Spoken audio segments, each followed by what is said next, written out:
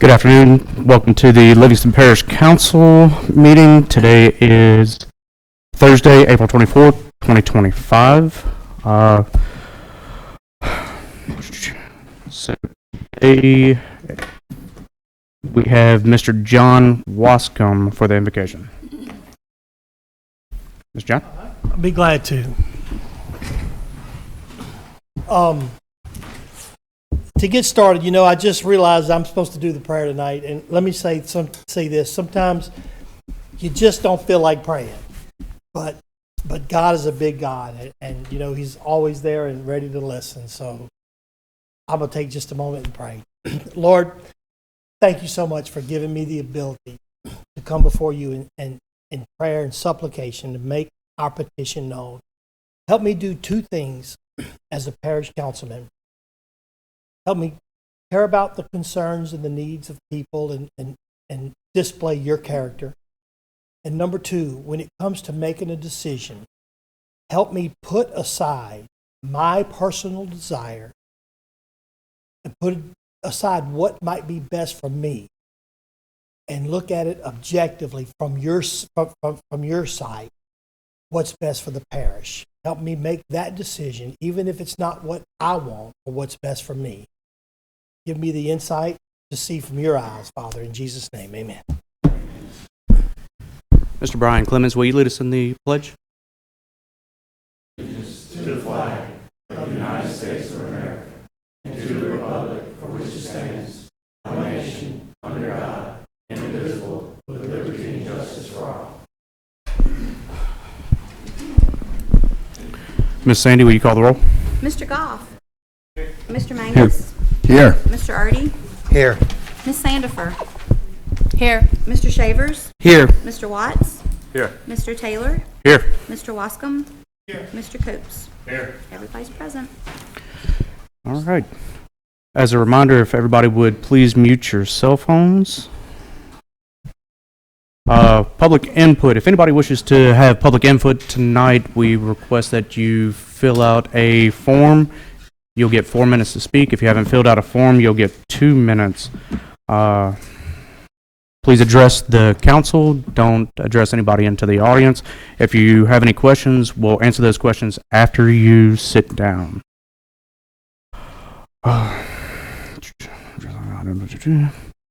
Presentations 9A, we deferred to the next meeting. So 9B, adopt a resolution proclaiming April 29th, 2025 as Fentanyl Awareness Day in Livingston Parish. So I think we have some individuals from SAD, Students Against Destructive Decision. State your name for us. Hallie Harrell. And who are you with? I'm with Livingston Parish SAD, Students Against Destructive Decisions. Okay. Good evening, Mr. Chairman and council members. Thank you for the opportunity to speak with you tonight. I appreciate your time and, more importantly, your willingness to learn, engage, and be a part of the solution to an issue that profoundly affects our community. My name is Hallie Harrell, and I serve as a student leader with Livingston Parish Students Against Destructive Decisions, or SAD. We are a community-based nonprofit organization dedicated to protecting the health and safety of young people. Our mission is to empower students of all ages, engage families, mobilize our communities, and create lasting changes. Through education and peer-led outreach, we address the dangers of making destructive decisions, from underage drinking and drug use to vaping and other high-risk behaviors. But in 2023, our mission evolved. As fentanyl began to take lives across our parish, our student leadership recognized the urgent need for action regarding overdose deaths. In response, we launched a multimedia awareness campaign to inform, educate, and to save lives. Since then, we've used social media, television, education forums, public service announcements, and community events to spread our message. We've created yard signs, magnets, t-shirts, and bracelets bearing a simple but powerful phrase: fentanyl takes it all. Over the past 2 years, we've worked with both Governor Edwards and Governor Landry to secure statewide proclamations recognizing Fentanyl Awareness Day, helping to amplify our message far beyond the borders of Livingston Parish. The reality is heartbreaking. Fentanyl, a synthetic opioid up to 100 times stronger than morphine, is here in our backyard. Just 2 milligrams, about the size of a pencil tip, can be lethal. Across the country, 22 teens die every week from fentanyl overdoses. That is the equivalent of losing an entire high school football team every month. These aren't just statistics. They are our classmates, neighbors, friends, and our family.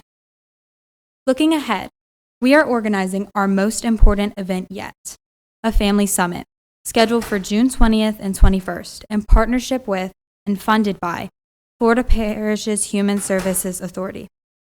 Held at the Sheriff's Office Training Facility, the summit will be a safe, supportive space for families affected by this epidemic, a place for healing, hope, and shared strength. We invite you to attend and promote this event within your districts.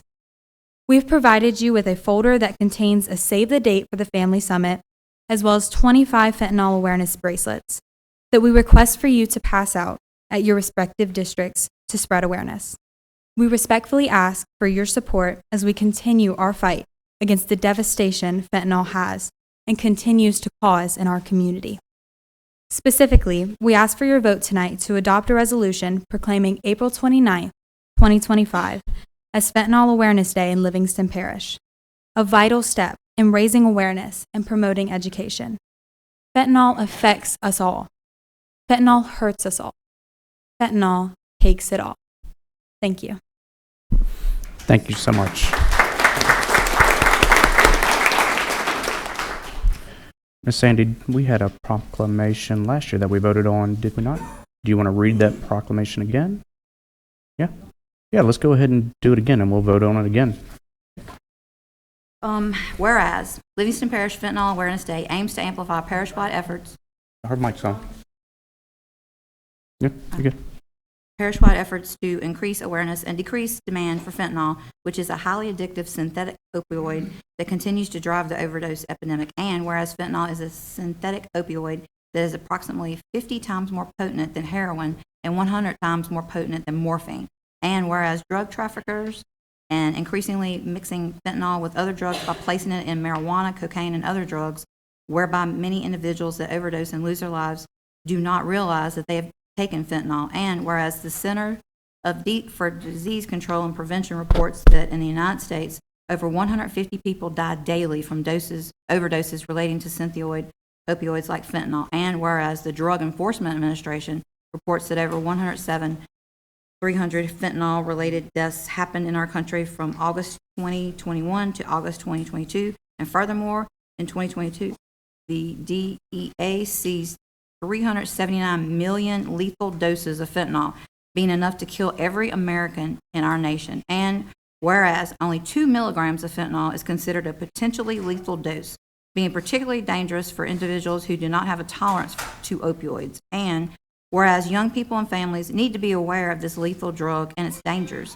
And whereas there are reports identifying statistics of children as young as 17 months old who have overdosed on fentanyl. And whereas the Livingston Parish Council, as the governing authority of the Parish of Livingston, State of Louisiana, wishes to support the efforts of the Students Against Destructive Decisions Institution, which is a nonprofit organization dedicated to young people's health and well-being by empowering teens, engaging parents, mobilizing communities, and changing lives. And whereas the Livingston Parish Council commends the efforts of the Students Against Destructive Decisions by educating their peers on the dangers of making destructive decisions such as using illicit drugs, drinking alcohol underage, and vaping. Whereas the Livingston Parish Council desires to recognize and applaud the passion and pursuit of students against destructive decisions fulfilled by hosting community outreach events that contribute to the development of leadership and decision-making skills and their service to the students and their families through evidence-based programs and awareness events that promote safety and wellness.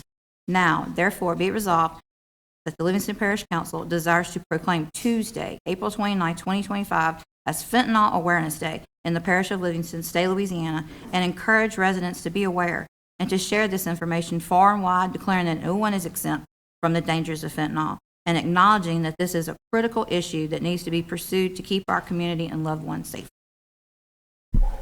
So, I'm just gonna say that my kids have gone through SAD, and I love everything about this program.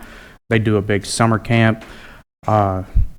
They do a great job across Livingston Parish, and what I'd like to do is first we're going to take a vote to do this, and then I'd like to take a picture with every one of you. Is that okay? Okay. So we got Miss Sanford's like to speak. Go ahead, Miss Sanford. I really just wanted to make the motion. All right, Miss Sanford got a motion I didn't mean to for hit Councilwoman request. Sanford, got a second by Councilman Mangus. Everybody vote on your iPad. And that vote passed unanimously. Let's take a picture.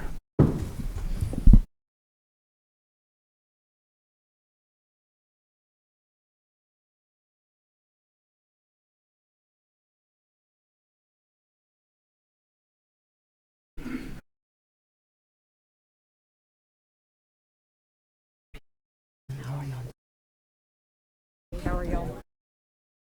Where Hallie's?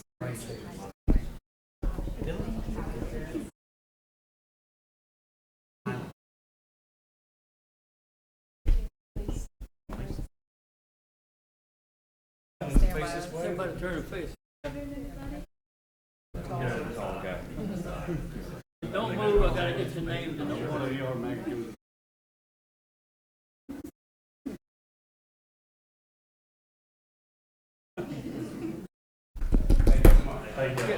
You move, you move.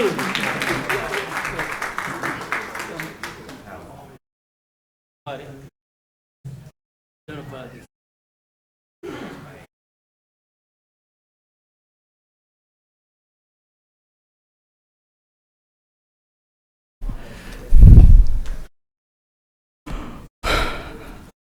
All right, agenda item 9C, adopt a resolution supporting the Livingston, supporting parish president and enter into agreement between the Department of Transportation and Development, DOTD, to provide public transportation services within numerized portion, non-urbanized portions of the service area, designating the Council on Aging as the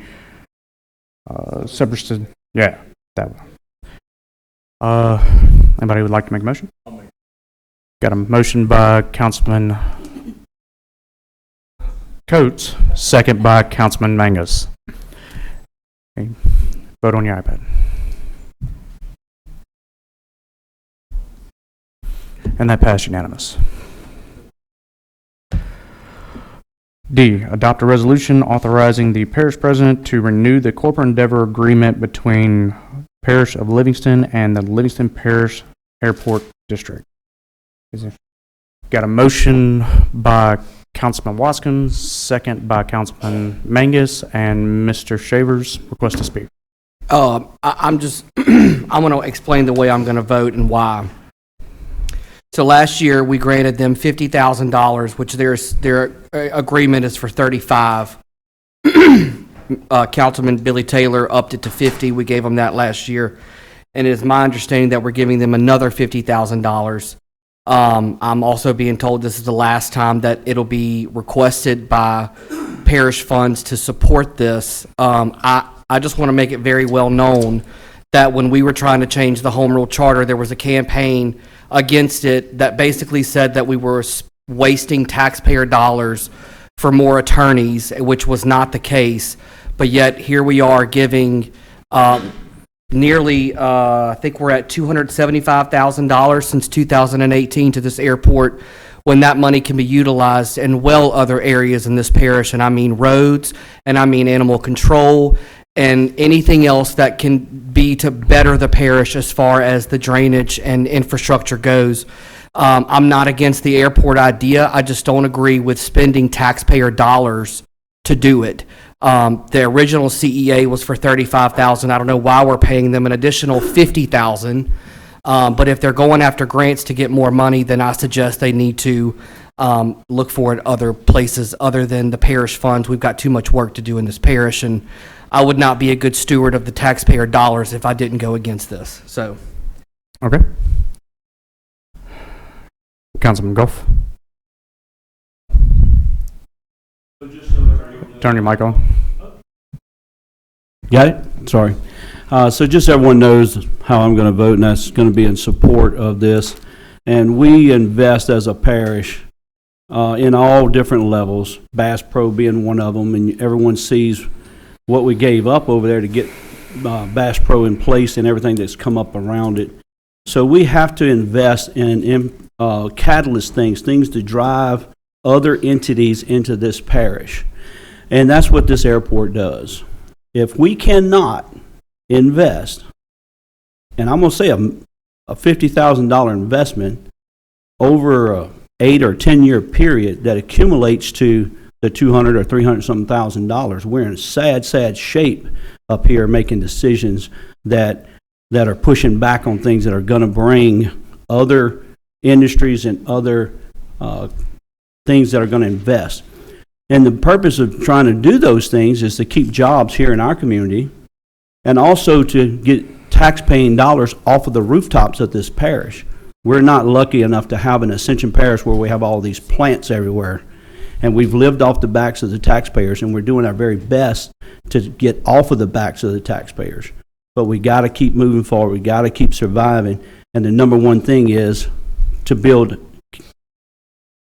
a industry and a capital improvements that bring in businesses to help us offset those things and keep our jobs here in our parish as well. So I am absolutely 100%, I applaud the efforts over many, many years of this entity to bring this to the parish. So I appreciate the time. Councilman Shavers. I just want to kind of bounce off of Ricky. I do appreciate your opinion and how you feel about it. And again, John Wascom and I had a long conversation several nights ago, I want to say even months ago, where I like the fact of the idea of the airport providing disaster recovery assistance to us. I'm in disaster recovery. That's what I do on my day-to-day job. But you can't go and advocate to bring businesses to Livingston Parish and crowd our roads more than they already are crowded. People are complaining about traffic, not businesses in Livingston Parish. So, anyways, that's just how I'm going to vote. And I'd also like to make a sub-motion to grant them the $50,000, but this would be the last time that we pay it. All right, I have a substitute motion? We have to vote on that one first, right? Oh, you got to get a second. All right, Mr. Wascom, does anybody second that substitute motion? I'll second. All right, that's a second for the substitute motion. Mr. Wascom, you want to speak? Yeah, real quick. Since we've created this airport authority, let me tell you what they've done for the parish. They have gotten 400 acres in the center of Livingston Parish, right through the interstate, donated to Livingston Parish. That don't count $600,000 worth of mitigation of free money that they've gotten to make land usable. That doesn't count $250,000 or more grant for sewer to bring quality sewer to those people. If you total all the money that the assets that parish has brought, that airport has brought to this parish, it's like $5 million of benefit that they've brought to this parish. So it's really a no-brainer. I mean, for me, it is a win-win for this parish to move forward. So I just want to clarify that. So we have to vote on the substitute motion to grant them the $50,000, but this be the last time. It has not given me the option to vote. You don't have a second on it, is what it is. And Ms. Sanford, you'd like to speak? No? Thank you, Mr. Chairman. It's my understanding that this is the last year that they will be taking that money. Can anybody clarify that for me? I have not heard that myself. I did hear that they are getting, I think it's $1 million from the state or federal, and that they're going to be breaking ground on the runway at the end of this year. Okay, thank you, Yep. Mr. Chairman. Councilman Mangus. Also, that Mike, Part of the 50,000 is so they can apply to be part of the FAA, and once they are accepted by the FAA, then they receive a percentage of all tickets purchased, not even for their own airport, like in Baton Rouge and New Orleans. It's a very small percentage. And another reason for the 50,000, from what I was told, is that the minimum fine, if there's anything wrong done at an airport, is 50,000. So that was to cross all the T's and dot all the I's to make sure that they fill that out correctly, to not cost us more. So that was one of the reasons why we moved it from 35 to 50. thank you, Councilman Mangus. Councilman Golf? I'm just going to echo, because that's exactly what I was going to say. The FAA, once the airport is in place and is like moving forward and actually open for business, which is going to be a reasonably short period of time, it gets the majority of its funding from FAA. It will not be looking at the taxpayer and not at this parish. So we're making an investment of $300-something thousand for multi-million dollars worth of property that's been donated, et cetera. But it's not going to be a continuous thing on the backs of the taxpayers. But they will be able to fly things in and out. The opportunities for a 5,000-foot runway with warehouse space and things of that nature that's around it is unreal. It's really, really realistic that we could possibly one day have an Amazon or multiple major warehouses out there, because the property is there, the availability is there. And again, it's a commercial corridor. So I apologize, but Yep. I just Councilman want to echo that. Shavers? Is there anybody from the airport here, from the airport board, or any association with the airport? So I guess that goes back to Aaron's question. Has anybody spoke to anybody that's involved with the airport board to see if this is going to be the last 50,000, or are we going to be at $500,000 in a couple years paying for this airport? I have not specifically asked that question. Have you asked that question specifically? I figured some of y'all would. I mean, they know how I feel about it. Okay. I have not asked that question. And again, just for the record, I'm not saying I'm against this airport and them I want them to build the biggest, beautiful airport the state of Louisiana's ever seen. But just why go to local government? We're struggling as it is. I mean, there was a campaign against the home rule charter change. We don't have the money. And then the Rec 3 tax, Mr. McMorris came up and said, guys, and there was a little caution in his voice, I could tell. And he said, if this doesn't pass, you guys are going to have to pay for that. I mean. All right.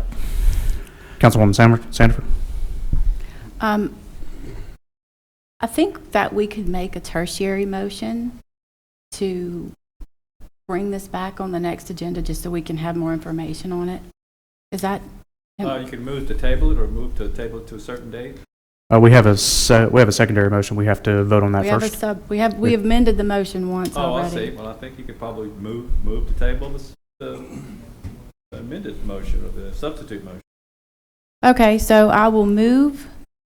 Help me say it correctly, please. To amend the motion to table it until the next meeting so that we can have more information. I'm gonna, Okay, wait, let me withdraw that.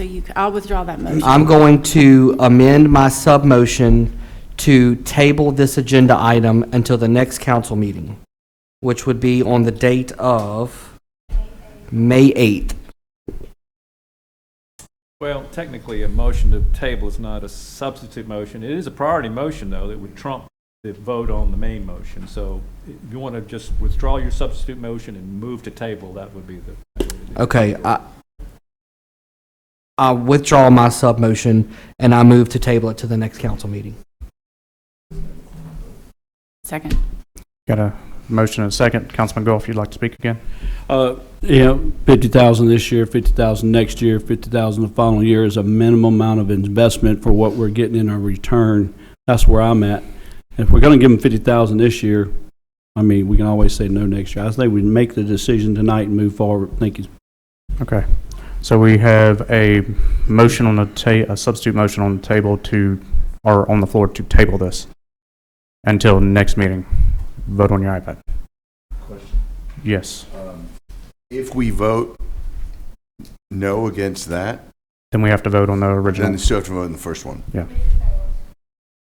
there any public input on this? Is there any public input on this? Nope. Okay.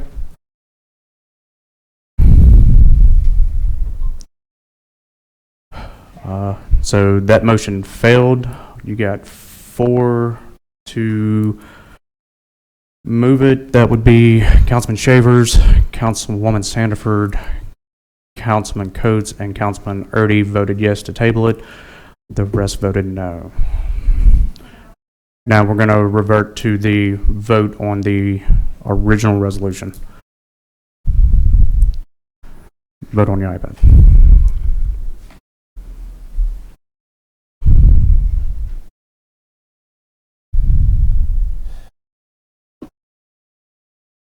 All right, that motion passed 7-2, the nays being Councilman Shavers and Councilman Coates. Next agenda item.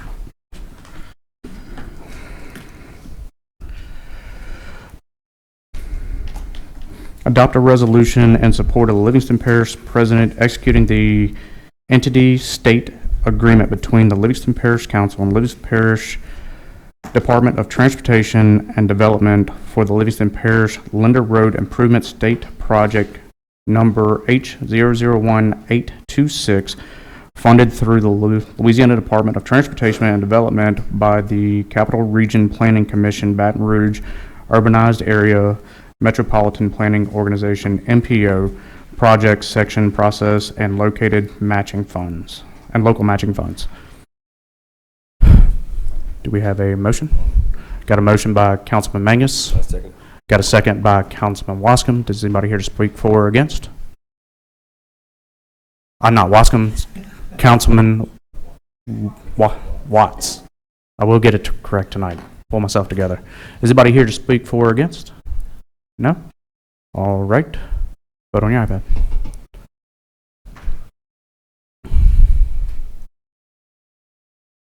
That passed unanimous. Yeah. Hopefully, once this project gets underway, it'll improve the safety on Linder Road. Oh, absolutely. We are very concerned about that. All right. F, a resolution to adopt the revised Livingston Parish Drainage Manual. Robert Dugas. Good afternoon. I think you had in your packet a revised drainage manual. As you know, we adopted the manual a couple months ago, really to get something, basically where we took the ordinances and created a manual out of it.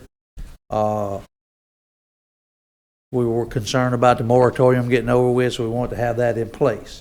So once we did that, trying to do across the parish have the same standards. We got with the drainage districts, and our review engineer kind of went over it, and they had some comments, and those are the changes you see in red. And the change one were some comments that we had talked about. We had a working group where everybody, met, kind of get a consensus, because we want to have a manual that works parish-wide, not one that works for the parish and then the drainage districts have a separate. So that's kind of a compilation of all of those entities getting together and saying, this is what we think is best. It's really, to me, it's not a lot of major changes. There was some verbiage that they wanted changed. The drainage district recommended, instead of using a parish-wide rain gauge, how they do it, basically it would be site-specific. So we don't necessarily have a problem on the parish side, but that's something they wanted. So that was, we made that change. They want to have some wording in there if there was something that the drainage districts within their districts had some a say-so authority sign-off kind of thing.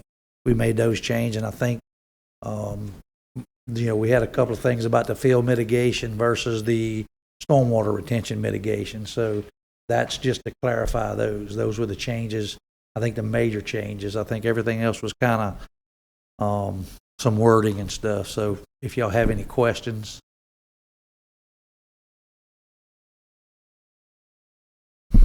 Yes. Councilman Goff. So if you would explain to them a little bit about how, with the gravity drainage districts and the parish, and then sometimes when the gravity drainage districts butt up, that they literally split a neighborhood, and kind of the purpose of doing this. We have several subdivisions currently and in the future to be built that either the subdivision or the development crosses into two separate drainage districts.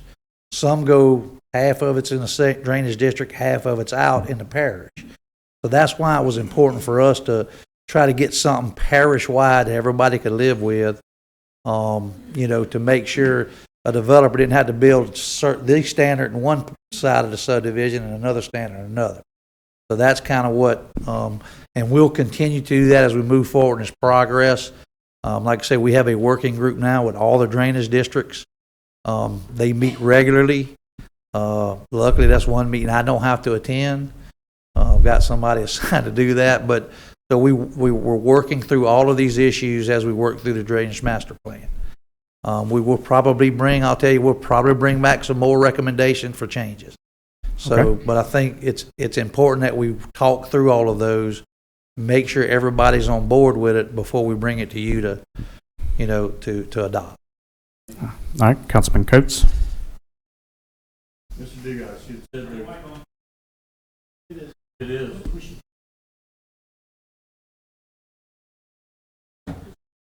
Nothing a 4-pound mall won't fix.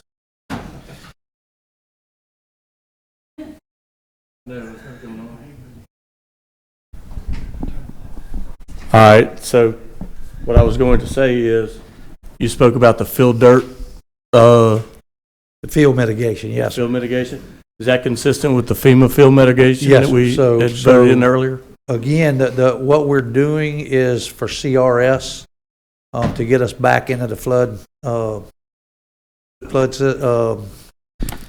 Stephen, help me out. Community rating system. So to create the So- free board and all that? It creates, Okay. that gets us points to get those discounts. So Understood. That's why Thank you. So the discounts, basically, the more points we can score in CRS, the more discounts homeowners will get on their flood insurance.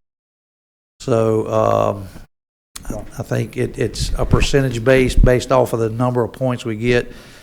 So that's kind of how that goes. All right, we got a motion to adopt. Do I have a second? Anybody want to? I'll motion to it. I got a motion to adopt by Councilman Coates. Got a John Wascom's second. Councilman Wascom. Is anybody here to speak for or against? No? All right. Vote on your iPad. That passed unanimous. All right. Agenda item number 10, public hearing and adoption of LP ordinance 25-05, declaration of DPW surplus equipment, Parish President's Office. Are you here for that one? Yes, sir. Okay. You can open the public hearing. Is anybody here to speak for or against? Yes. Oh, I want to open this for public hearing. Is anybody here to speak for or against? Robert Dugas, Public Works, I'm for this ordinance. Okay. Yes, you can read it. This is proposed ordinance 25-05. It's an ordinance to declare certain movable property, equipment no longer needed for public purposes, provide for its sale by internet sales and/or public auction, and provide for terms of sale. Okay. All right, I'm going to close public hearing. Anybody on the council want to? Got a motion? Got a motion by Councilman Mangus, second by Councilman Watts. Vote on your iPad.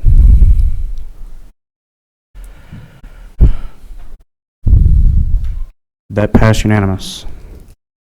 Agenda item number 11, Livingston Parish Planning and Zoning Commission rezoning request, case number 25-03-15153, Springfield Road, Ag to R1, Council District 1. Lonnie, are you good with these, with this one in your district? Yeah, what I'm hearing is 2.88 acres. It probably should have never been zoned agriculture. They just want to change it to R1, so I'm okay with it. What's the recommendation from the planning? The planning department approved. So, This is on the. Yep. 2.29 in your district. State your name, sir. Scooter Keene, zoning administrator. It is the recommendation of Livingston Parish Zoning Commission to approve the rezoning request. all right. It has R1 all around it over there, and makes sense. It's some trailer lot. All right, we've got a motion I'll from make that motion. Councilman Watts. Got a second by Councilman Shavers. And we've got somebody here to speak for it, so I'm going to open it up for public comment. Jeremy Glasscock.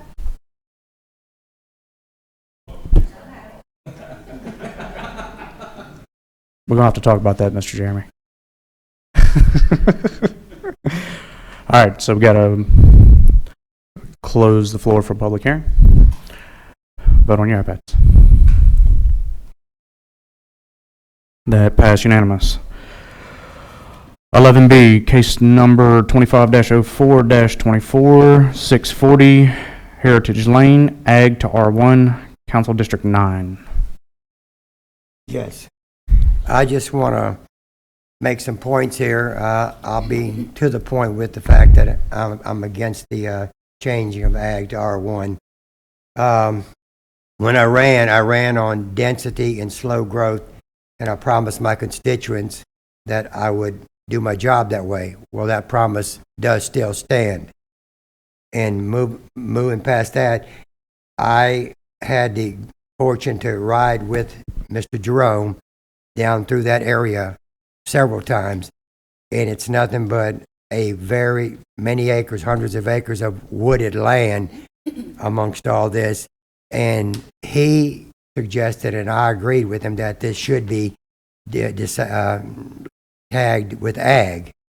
That's he and I together. We easily come up with that conclusion. And I want to say about this zoning, we just got going on zoning, and we already got changes trying to be made just to make them. I think we should give the zoning more time to operate and settle in, and let's just see how it goes. And if this thing goes through and this door gets opened, just because it's asked of to be opened, to be changed rather, then all doors are open and all bets are off. It just opens up a gigantic door. And my constituents in my area in District 9 are strongly against this, and obviously I do stand up for them. And we can't stop growth. I get that. I follow that, but we certainly don't want to grow too fast in District 9, and we can't, because we can't handle it. We're almost at the point where growth is almost too much. We don't need to increase it in any way except slowly. And I want to say all that. I don't want everybody to, up here and out there to be aware of what the results of this is if this passes, because then here we go, one after another. That's what I want to say. Thank y'all. Councilman Coach, you'd like to speak? Yes. Mr. Nathan, could I ask you a question if you don't mind, sir? During the zoning process, y'all were very adamant with us about spot zoning. I don't know if you're familiar with the area we're talking about, but the area that we are talking about has ag all around it, and this would be dotted in the center of it. Would you say that that would be spot zoning? And what is your opinion of spot zoning? So I agree with you, and you're correct that spot zoning would not be considered to be best planning practice. I'm not as familiar with the specific request. My understanding is that there is R1 zoning in the near proximity to this site, and that it wouldn't be the only R1 property on that roadway. I don't have an opinion as to whether or not this should proceed, but yeah.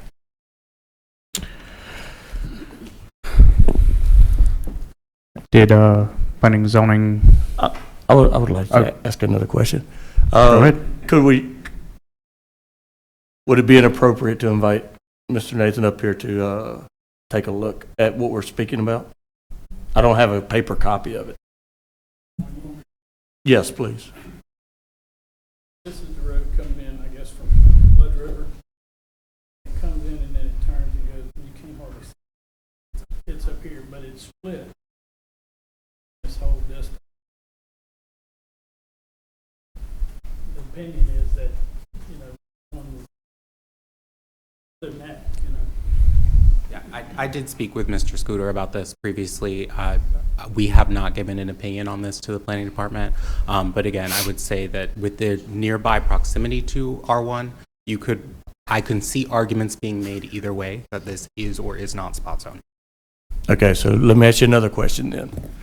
So if in the future someone comes and there is a stretch of area that is completely ag, and someone has a piece of property in the center of it, and they want to come in and do that, that's okay? Depends on the scale of the, if it's a one house in an area and it's completely surrounded by 100 acres of a different zoning type, then I would consider that to be a spot. Okay. Thank you, sir. I have a question. Not with you, Nathan, sorry.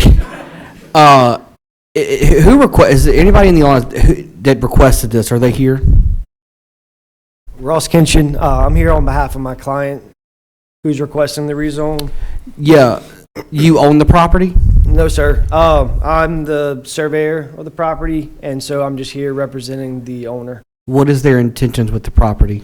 So it's a 4-acre lot.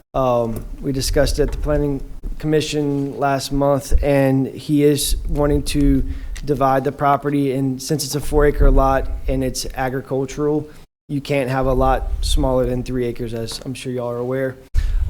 There are lots of lots on this road that are not 3 acres, that are non-conforming.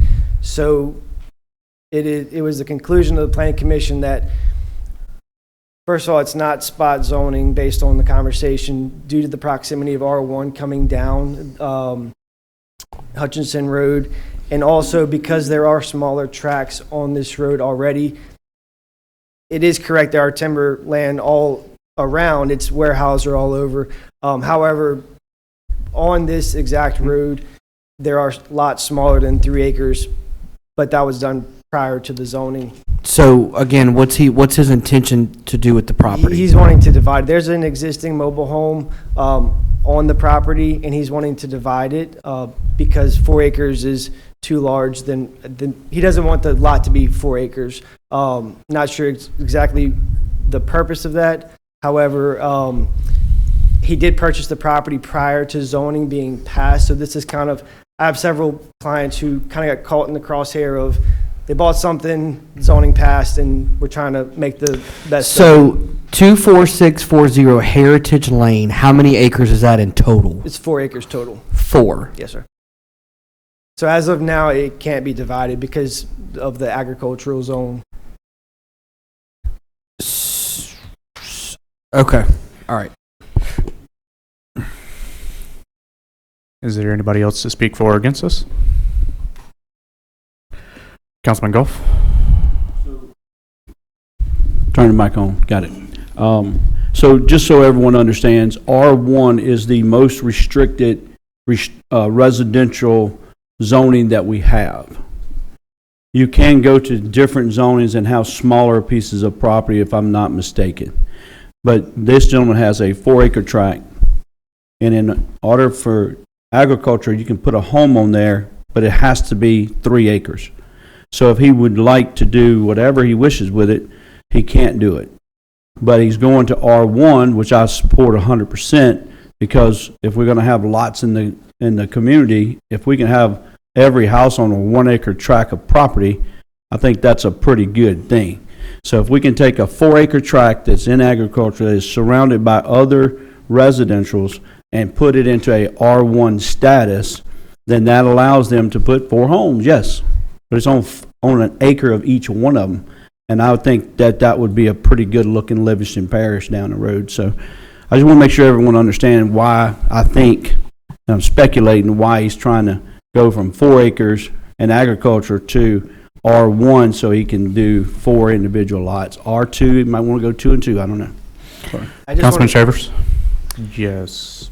Let him go first, because I want to see what he's got to say. Correct. I didn't want to scare anybody. So the intent is not to have 4 homes. The back portion of the property is really, it drops down, so it's lower in the back. So the intention is not the 4 homes. I do get your point. But with R1, the 1 acre lot size is required. However, the intent is not to maximize, so to say, the zone.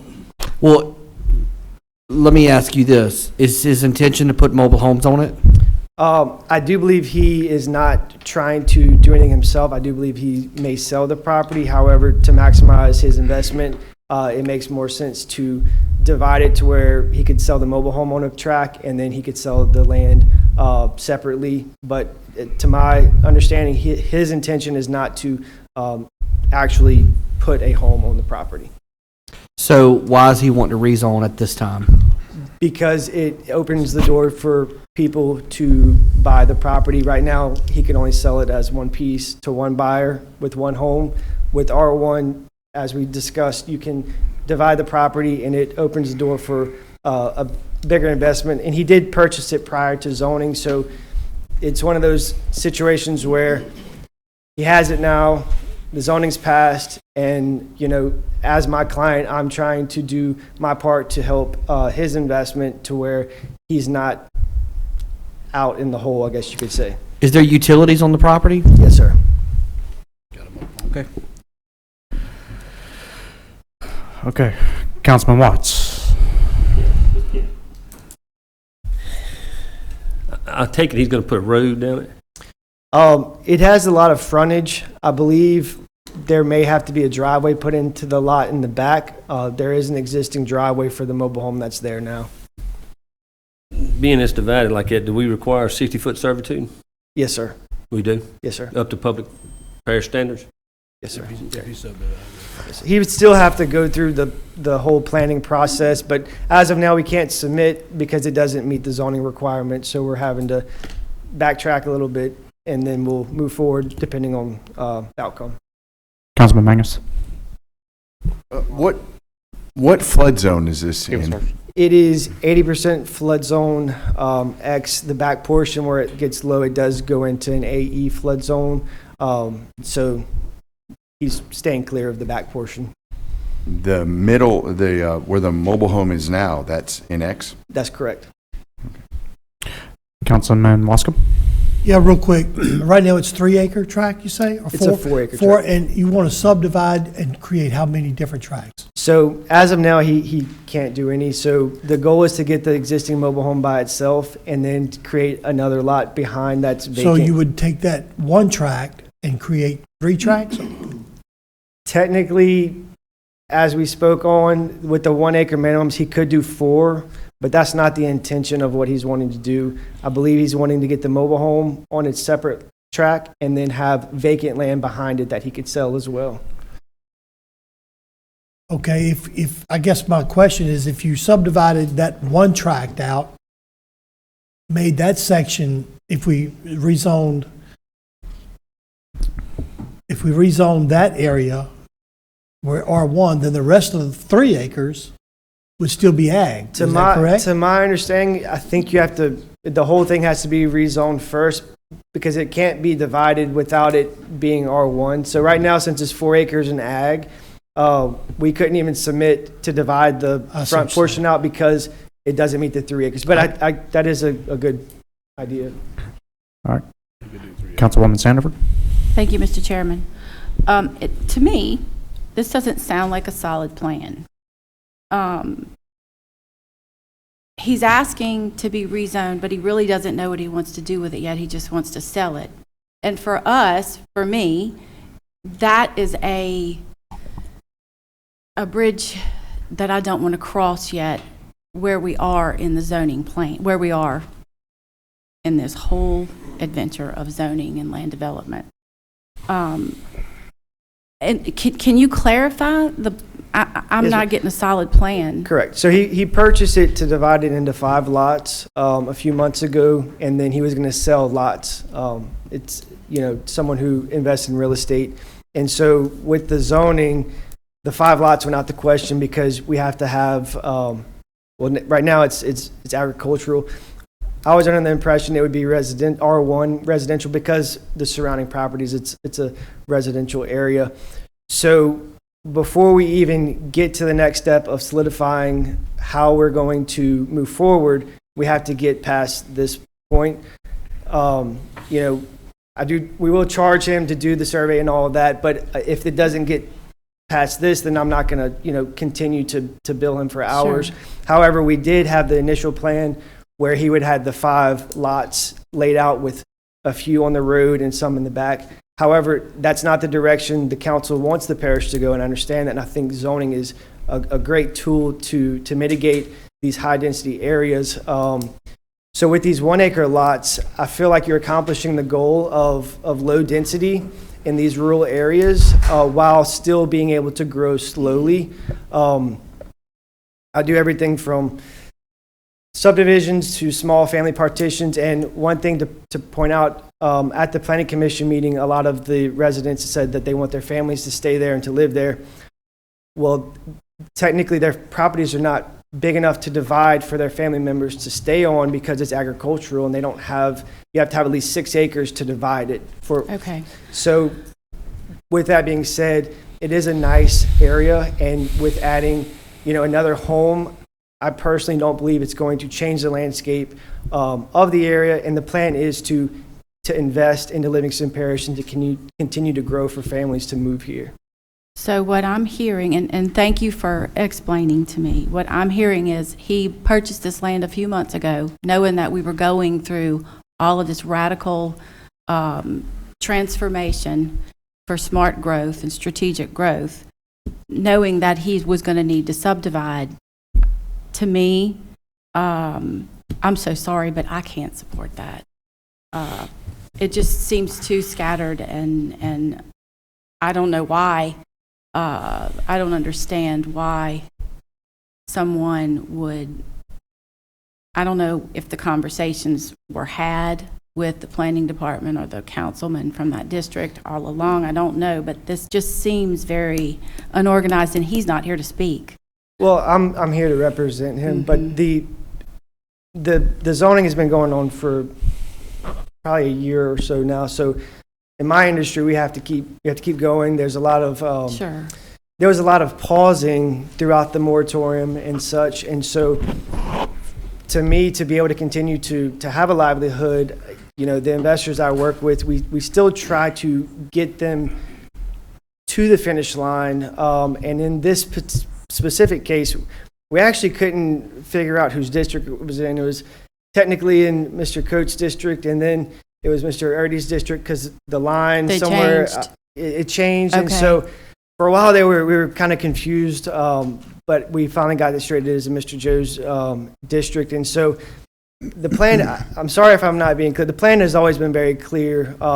That he wants to put an additional home spot on this property. And it's not possible with this agricultural zone, and with the planning commission reviewing it and giving us a favorable recommendation. Wasn't really planning to come and elaborate too much. However, I do understand your concern, and I believe that this 1-acre lot in this area is cohesive to what is existing down Hutchinson Road and Heritage Lane. Thank you, Mr. Chairman. Not a problem. Councilman Erby. Yes, I want to reiterate on something I said earlier, and I would need Mr. Moody on this and every councilman for some input on this. If this would pass as it sits, as he's got his land together, and it gets through. So in 2 weeks, what if I got 2 more identical situations that very similar to what he's offering tonight? So we have to accept that and pass that. And then what if 2 weeks or 2 months from now we get the exact same thing? I'm worried about opening a door here. That's where I'm going with this. So I'm just worried about where can that take us? It doesn't end here tonight if that thing is passed, from my understanding of talking to people. I need some help, input from anybody that knows anything. If I may. Oh, go ahead. Pressure button, I got Councilman Shavers. Yeah, I just want to correct something that you, correct the statement that you made. You made a statement that there is residential all around this property. It's not zoned residential around it, it's agricultural all around it. And secondly, Mr. Erdy is absolutely correct in what he's saying. It's opening a door. We just got zoning adopted, where it's fresh off the press. And, I'm looking at the recommendation from the planning and zoning, and maybe either Ms. Kathy or Brian can help me out here, but Nathan and I've talked to Jerome, if we zone this as R1, it is considered spot zoning. And so I'm curious to know from either Ms. Kathy or Brian as to your recommendation and knowing WSP's opinion and Mr. Jerome's opinion on spot zoning. All right, Councilman Mangus. Wait. Oh, you're asking, I'm sorry. No, go ahead, I'm sorry. Kathy Long, Chairman of the Planning Commission. Just a little clarification from our perspective. As they mentioned, when coming in on that road, there is a great deal of residential, and they do not meet that lot size. So because those are lower in lot size, and I think some of the things that Scooter had mentioned, you've got 2 acres, and I think some even less, and this one just can't meet that qualification because of the changes. But in regard to spot zoning, you think more of a larger area if this particular road entrance did not have all this residential, and that's why it was recommended, because they do have that residential coming in. And so there is enough and significant homes, as far as significant number of lots, that we felt like this was just more of a continuation of what already exists. I think we all know that there was a lot of back and forth with the zoning, and I also think that though we're very focused on it, not everyone is. And so I think there are those people that weren't as familiar with what was going to happen, the timing on it. A lot of changes took place, things got pushed back. And so as far as the property owner going to the engineers, and they, like he said, he can't continue to bill. He's not going to continue to ask, can you, create what we need as far as lot numbers without knowing if it's even a possibility. So the reason he doesn't have a firm plan on that is this is the first step to see if they can even do it before they make the investment. And that's what we see across the board all the time, is they have to accomplish step 1 before they know if they even want to invest to do and go further. So the reason for the recommendation was because even though technically immediately next to it might not all be agricultural, there is that entryway, and that there are residents. So just because I asked the question, Chairman, I wanted to just kind of absolutely go a little bit further into it. So I have a gentleman in my district that owns 300 acres that is surrounded by agricultural, that is wanting to request a rezone. In my opinion, there is no acreage limit as far as spot zoning, and maybe Nathan can correct me. It doesn't matter if it's 4 acres or if it's 150 or 4,000 acres. If it's surrounded by a specific zoning category, which is the law, then if spot zoning is frowned upon, in my opinion, we should not grant that, because if I approve this tonight and my issue in my district comes up to you guys are going to have the same, there's commercial around him, not zoned, but it's there. I hope that you guys wouldn't take that as what's physically there, but what's created in the ordinances and our zoning laws. So I can't support this for the simple fact of I don't want to open up a can of worms later on down the road where I'm having to deal with this in my district. I have a lot of acreage in my district, I can't support this. But I do appreciate you explaining how y'all came to that conclusion. Right. And I think part of the spot zoning, the perspective, because we've got to have a realistic view on things as well. And I think it's intended primarily for if you have a great deal of residential and someone has property in the middle of it, that no, you shouldn't be able to put a Dollar General there. And that's where, because we do actually have some cases where people, it's all residential around. I know that we had one that someone wanted to sell their property, and the adjoining and adjacent property owners agreed that they would probably want to do the same, and it would become commercial, but residential's all around it, but they're outside of apartment complexes. So they see it as, well, that would be a great place for, be it a Dollar General or a gas station, those kind of things.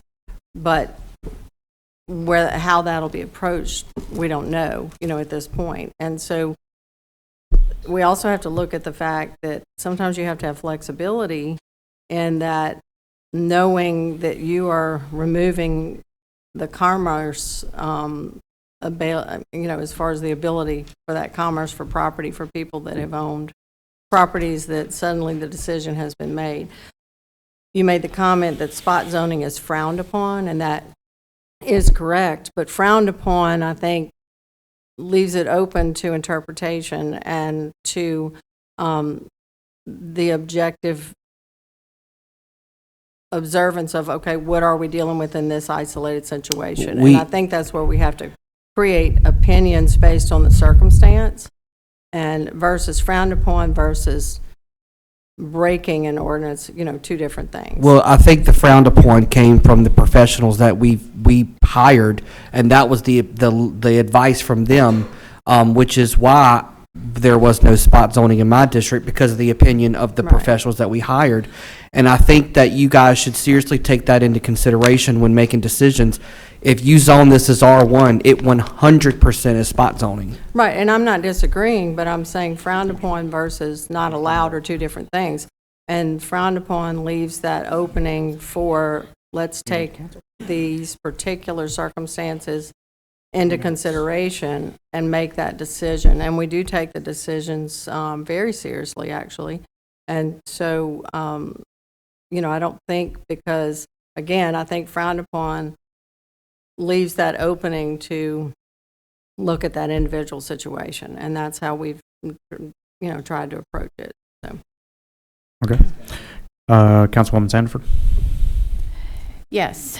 Okay, so this is what I'm told. If it benefits the area, you can spot zone it.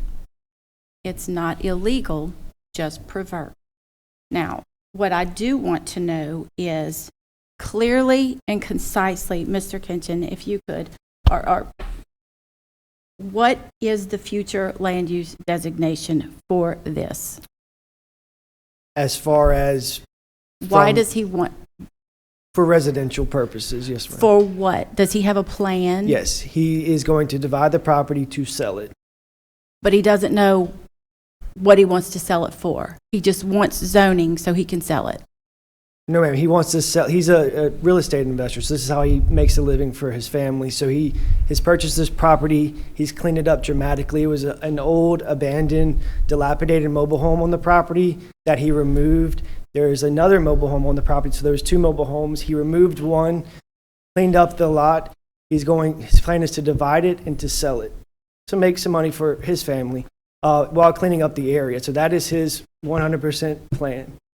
Okay. Okay, thank you so much. Thank you, Mr. Chairman. Not a problem. Councilman Mangus? Real quick question. This is for the zoning administrator, Mr. Keene. Mr. Keene? Yes. Has anyone else applied for rezoning on this Hutchinson Road near here? No, sir, not to my knowledge, unless it happened before I came in and they did one. And y'all would have seen them. I don't know. Right, so this is the only The only one then. in that area. Y'all hadn't seen one either. Yeah, I don't think there's any in that area besides this one. Is there any chance that this is more for Mr. Kinchin, the property could be subdivided? It would have to be rezoned, but just for the mobile home and 1 acre tract, then the other one could be a 3 acre tract, like Mr. Wascom said?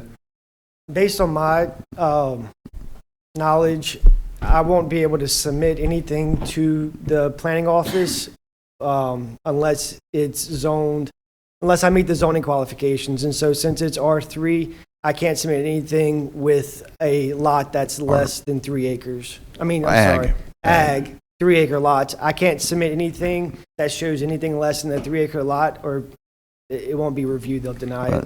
That may be something we need, as this council, need to look at, as Ms. Sandifer said, like a plan. Because let's say we got 300 acres of ag, and a company wants to come in. I'll make this quick, Mr. Taylor. Yeah. Wants to come in and they want to do commercial. They're still going to have to do a plan even before it's zoned for commercial. So maybe we need to look into that and find out that's something on us. Okay. You know, Yeah. what his plans are. So maybe just substitute motion to table this. We don't even have a motion on the floor yet. Councilman Wascom. Yeah, that's what I was going to do I mean, how about we just like to maybe move to instead of shutting the rezoning down now, extend the offer to say, look, put together a preliminary, just easy draft of what your plan is, how many divisions you want to make in that 4 acre tract, and then bring it to the council and, let's look at that. And then before we just vote no to rezoning, that way we'll have a better understanding. If that's okay. I mean, it's your district, Mr. Joe. I really don't want to go against something in your area. I don't even know the area. But let me ask you this. If it was completely legal and it wasn't spot zoning and we wouldn't worry about having to set a precedent that you have to do it from then on, and he divided into 2 acres where he could sell half now and sell half later, would that be sufficient, or do you just not want it rezoned, don't want any division in that property? It's going to go back to my original statement a while ago. What happens after this? Well, I'm just saying, if this did not set a precedent, would you be okay with it? If it didn't set a precedent, we still have the right to say yes or no in the future, would you be fine with this?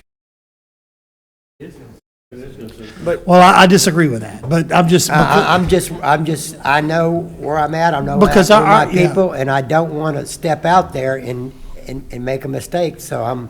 Well, I'm saying if we cannot change zoning because we're scared of setting a precedent, then we're locked into what we have for the rest of our life. And this is a temporary zoning for this reason, to make the changes that we want. So I really question that we're setting a precedent we can never make changes again in the future. I mean, my question to you is, would you be okay if that was not a question and you said would fit fine if he divided into 2 and he was able to sell the 2, it would conform to the area? I could support that. It's just always going to go back to the next move. Well, then. That's what I'm saying. All right, Councilman Watts. Miss Kathy, Megan, regardless of the zoning change, even in R1, he still has got to meet the requirements for the planning department, correct? The road frontage, the lot width. Everything would have to be met, and. Right, so if we pass this tonight, if he don't make the requirements, he can't do nothing with it. He could not, and, I think part of what we look at is, and part of the reason for the zoning is that we were getting such small lots throughout the parish that the goal was to make an improvement on that. So if we're in R1 where we know it's still a minimum of 1 acre, there's a huge majority in this parish that don't come close to meeting that. And so you've got to look at it from that perspective too, that at least it would still be 1 acre. There are a great deal of properties that size or in that vicinity on that particular road. And that's why it was observed that maximum would be the 4. And as an investor, and I think to a degree, we have to take out the fact that he just, he hasn't owned it long and he wants to do it. It could be the same thing. It could have been family property that they'd owned forever and be in the same situation that, okay, I'd like to do this and sell it into 4 lots. That would be the maximum that he could do. And we don't even know yet if that's what he wants to do. But if you have them at this point draw something up, again, it's an investment that if it's not going to be approved, then that's an investment of funds that I don't think anyone here would want to make personally if they knew they weren't going to have the opportunity to do it. But had it not had the other residential, naturally we would feel differently. But I do think we have to look at the perspective of, just like Mr. Wascom said, we can't look at it because otherwise we would never change anything. And we can't approach it as though we can't do this because then here it comes. It's obviously things are going to have to be looked at as time passes when different things arise. Okay. Could, Are you done? I'm saying, Mr. Moody, do you have an opinion on? Yeah, I'm just going to talk in general. I don't have any opinion about this particular project. I don't care what you do. You have discretion, and that's what you have with zoning. You have a lot more control about what goes on. But I wouldn't be too afraid of making a precedent because in any zoning system, it's designed to be changed.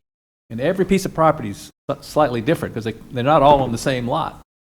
And so spot zoning is not illegal, and it's that way because just about any zoning change could be argued it's spot because it's different from what's next to me or what's around me. So you ought to have a process where you look at this and consider it using your discretion. Is there a utility to this property? Does it bring something to the community? Is there opposition from neighbors? Is this really any worse than it's up and down the street? Would a church or a grocery store be a good place for this, and the residents are asking for it? So as long as you treat everybody fairly and do essentially the same thing, I wouldn't be too worried about changing zoning because that's going to be the nature of the beast going forward. Okay. And that's how we had been through our conversations with the people with WSP, et cetera, knowing that these things are going to arise. And that's when, just like Ms. Sandiford said, when she described what the spot zoning and what the intents were, is whatever is happening, does it work for that area? And that's where we looked at it as though it would because of the other residential in the area. Okay. This is Councilman Coates. I would like to have my zoning appointment, please come up and give me your opinion on what this means for us, please. Sarah Ferris, Planning and Zoning Commission. It wasn't a unanimous vote. I think it was 5-3 in favor, so it wasn't particularly contentious because, like Mr. Goff said, this is a fairly conservative rezone still. It's 1 acre lots. We're not talking, a mega subdivision. So there's difference of opinion, but this is not very contentious, and I respect my fellow commissioners' opinions on this. Based on what Mr. Moody said, it did feel like a case of spot zoning that wasn't warranted to me. We did have disagreement from the neighboring residents. I didn't really see where it particularly benefited the area. This wasn't like, if you needed a substation in an area that was struggling with electricity, or you were 100 miles from a gas station or something like that. So it just didn't particularly benefit the area from what I saw. One other point I did want to make, we cannot do rezones based on when someone bought the property. So I want to be very careful that we don't set a precedent or make it sound like we need to grant a rezone because of when a person bought a property. If that is the case, there will be a lot of people that show up and ask for something. So I think that's all I had, unless Mr. Coates, you had any questions for me. No, thank you, Ms. Ferris. Thank you, Ms. Ferris. Councilman Mangus. I call a question. Call the question. All right, we do have, I have to open it for public comment. Mr. Glasscock? Anyone else? Okay, anybody else? Okay. We got one more person? Mr. Clemens. Brian Clemens, 34322 Robbie Lee. I also sit on planning and zoning. We talked about a lot of things. One thing concerns me is the story I'm hearing tonight about the plans for the property is different than the story we were told. We were told there was going to be 2 trailers. There was one existing which nobody can live in, and they were going to replace it with another one and then bring in a second trailer. So that was one difference in the story between tonight and what we heard. Something that our member David Dana brought up, and he'd most recently been to the state's training. You're aware that anybody that sits on planning and zoning has to go through mandatory state training. One thing we're taught is we cannot rezone a piece of property based on changing the value of that property. If changing the value of the property is the zoning criteria, then you have to refuse that. And what we were told is that they want to change zoning to put 2 trailers on it. And what I'm hearing tonight is he wants to change the value of the property because he is a real estate investor. But our vote was based on the things that we were told. Thank you. All right, do we have a motion on the floor?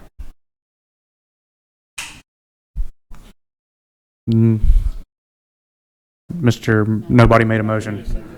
All right, no motion on the floor. Move to the next agenda item. I'll make a motion, we grant it. Make a motion to grant it. Do I have a second? So I make a motion that we grant the request based on the fact that it's surrounded by residential now up and down that street. And some of those residentials don't meet 3 acres or maybe not even meet 1 acre. And that this is our highest restriction in a residential zoning thing. So my vote is to grant him the recommendation to go from agriculture to R1. So we have a motion on the floor. Is there a second? I'll second. Got a second by Councilman Watts. Vote on your iPad.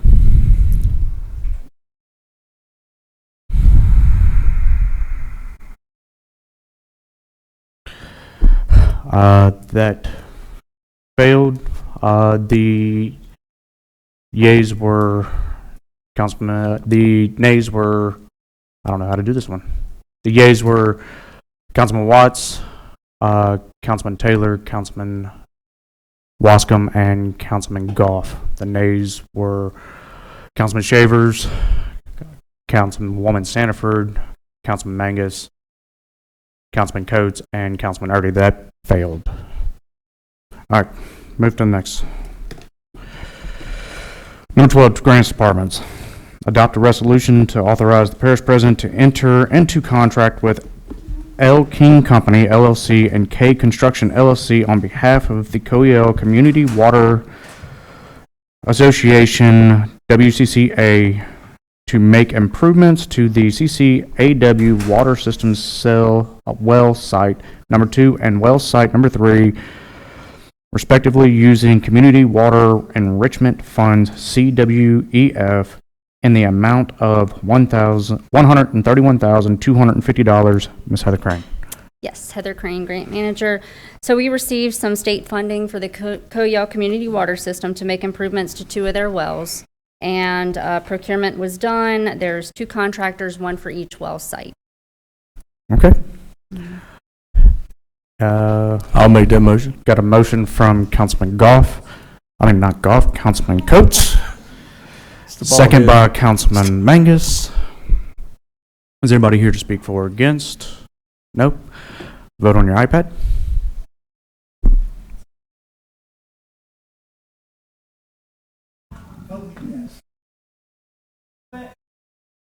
There's a power plug right there. Huh? All right. Number 13, what did you say? Number 13, approve and ratify bids for Livingston Parish Pavement Preservation Program 2025, Robert Dugas. Is Billy Taylor here? The engineer? Sitting in front of you, sir. No, the engineer, Billy Taylor, engineer. Man, y'all know how many times I've went to call one of y'all and I've called the other one, so. You want to know how many times it's been this week? Text messages and phone calls? About 35 text messages, 26 phone calls. I'm not even joking. So I think Billy sent the bid tab. This is the preservation project for 2025. So we asked that the council ratify the bid for MRI. I don't have that number at 800-something thousand. 879, 925. Yep. Make that motion. Got a motion by Councilman Goff and second by Councilman Watts. Anybody for or against to speak? Nope.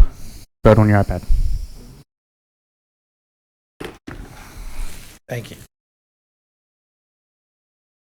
That passed unanimous. 14.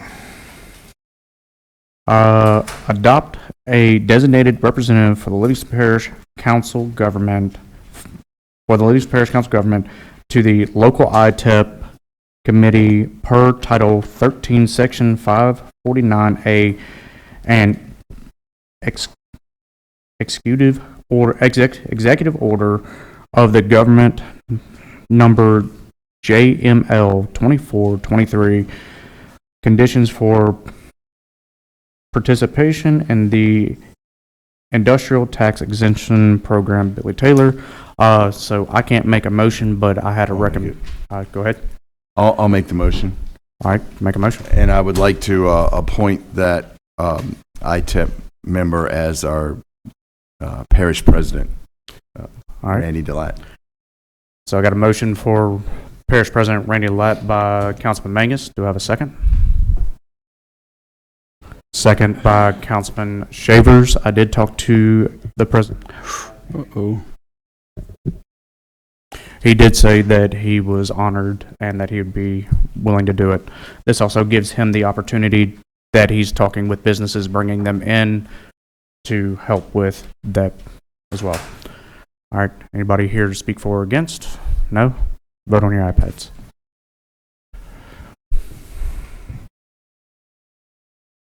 Still one absent. That passed unanimous, one absent.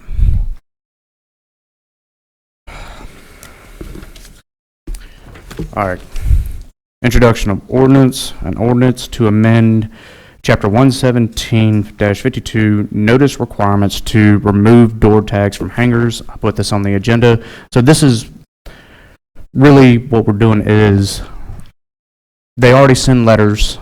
They already put out the big sign saying that they're going to rezone something, or there's this proposal.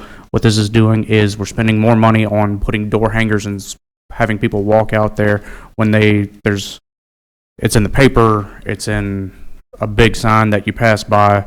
So the planning and zoning department asked that we just take this out. So this is an introduction. Councilman got a motion to introduce by Councilman Shavers, second by Councilman Mangus. Mr. Councilman Watts, you'd like to speak on it? Getting back to the signs, I've noticed them. They're very small. They're hard to read. We need to kind of enlarge them signs a little bit because it's you drive down the road, you can't hardly read them. You know what I'm saying? It's just maybe we can maybe we can make them a little bigger. That's all I got to say. I'll mention that. All right. Can you make them bigger for me? All right. All right. Anybody who just read about title, Miss Sandy. I've got it. Okay. This will be proposed ordinance 25-06. It's an ordinance to amend Chapter 117-52, notice requirements of the Livingston Parish Code of Ordinances to remove door hangers. The public hearing will be on May the 8th at 6 p.m. All right. Anybody here to speak for or against? No? Vote on your iPad. I have a question real quick. Yes, Councilman Coates. What are we removing the door hangers for? For rezonings or for what? Okay, for rezones. It costs money and it's time consuming, and they put big signs out that say rezone. Understood. Okay. All right, vote on your iPads.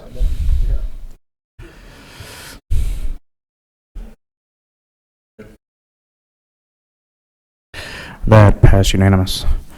All right. Introduction of ordinance, an ordinance to amend Chapter 125 subdivision regulations, pond requirements. All right, so I had this put on here as well.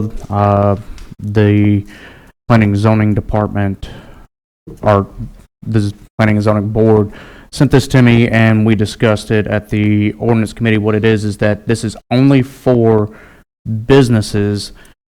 They kind of fell in an area where the pond had to be 30 feet from the property line. And it was, if you buy a certain amount of property, it was inhibiting them to be able to make a larger business. And talking with them and talking to the engineer, the engineers aren't going to let it get too close to the property line because you still have to have a maintenance and you got to build a fence around it. And so at the ordinance committee, we all gave this a favorable and thought this was a good idea. So, got a motion by Councilman Shavers, second by Councilman Mangus. Is there anybody here to speak for or against? No? All right, vote on your iPad. Oh, yes. Read it into the record. This will be proposed ordinance 25-07. It's an ordinance to amend Chapter 125 subdivision regulations. Article 2 studies Section 125-26I of the Livingston Parish Code of Ordinances, and the public hearing will be held on May the 8th at 6 p.m. All right, vote on your iPad.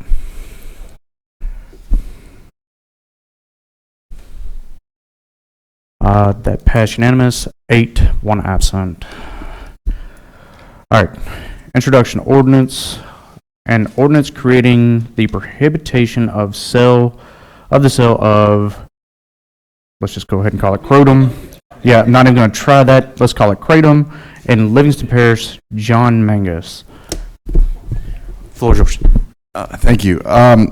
This was brought to my attention back when I was running for election, and Miss Megan Justwick, she brought it to our attention.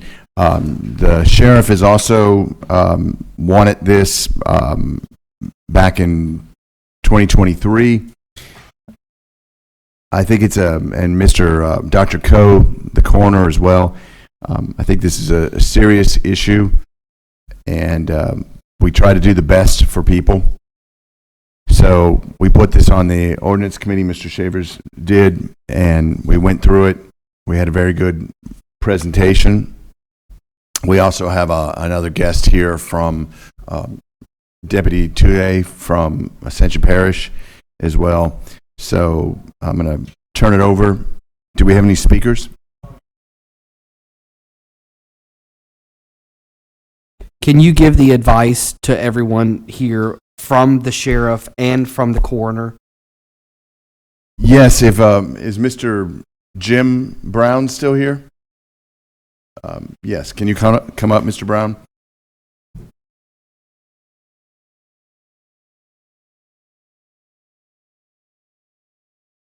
Who I have to admit looks very dapper tonight. Well, thank you. All right, if You can clean up fat pretty well. Proper suit. I'm Jim Brown. I'm the Chief of Investigations with the Livingston Parish Coroner's Office. I'm here on behalf of Dr. Coe, who couldn't be here this evening.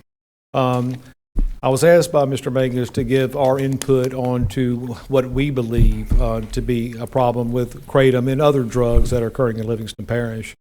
I'm not here to try to dictate how you vote. I'm just here to kind of give you some basic facts. So I will tell you that we have a tremendous overdose drug problem in Livingston Parish. I think that goes without saying, and that's not only in Livingston Parish, that's pretty much anywhere you go in today's world. In the last several years, of course, there's been a marked increase in the amount of overdose deaths tied mainly to opiates, including fentanyl, which was spoken of earlier today by the SAD group. There's been one death that I'm aware of a two-year-old child that had taken kratom back in 2021. I think it was 2021. That was exclusively kratom that caused the death of that child. that in itself to me is telling. But I can tell you this, over the last few years, we've had quite a number of overdose deaths. In 2023, I'll just give you an example, we had 90% of all deaths that occurred by overdose were fentanyl related, opiate related. That's 90% of all overdose deaths. The following year, it actually dropped a little bit to 74%, but neither percentage is good. Kratom has opiate-like properties, so bottom line is, right now it's an unregulated substance. It comes mainly from Asia, which is unregulated. You don't know what you're getting in it whenever it's coming here. So it's a gamble. It's just like taking drugs, fentanyl. You know, if you take fentanyl one time, you can die. It's not like it was back in the 60s and 70s when a lot of us was growing up. There was experimentation, and you didn't have to worry about people lacing things with stuff. But I can tell you definitively that most every overdose that we've had over the last 4 years, kratom was involved. I'm not saying that that was the only drug that caused the death, but it was one of numerous drugs that were found in the blood samples that were taken from those that passed away tragically from their substance abuse problem. So I think it's a good idea that this be brought up and that y'all make a proper decision. Thank you. All right. We got some cards, but yeah, you can go ahead. Just as a segue into what Mr. Brown was talking about, you know, with the SAD here tonight, Mr. Randy wanted to be here tonight. He was going to kick off the opioid program, which is funded by a lawsuit from all the pharmaceutical companies that we received a settlement from that, and it's in the budget this year. You guys approved that opioid budget. It's ran by Miss Bobette. But just wanted to real briefly say Mr. Randy is 100% ready to attack the opioid problem in this parish, which has been made very evident by the coroner's office. So we tired of it taking the lives of our children. So thank you. All right. Got a card? Jeremy Glasscock, is he still here? I don't think so. Todd Touye?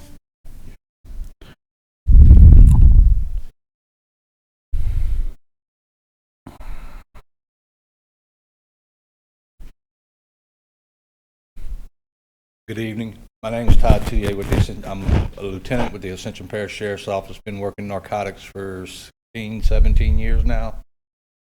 A few years ago, kratom came up on our board from one of our state representatives.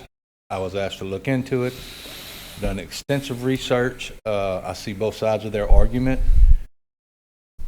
Today, leaving my house, coming here to this meeting, I stopped at 3 different convenience stores.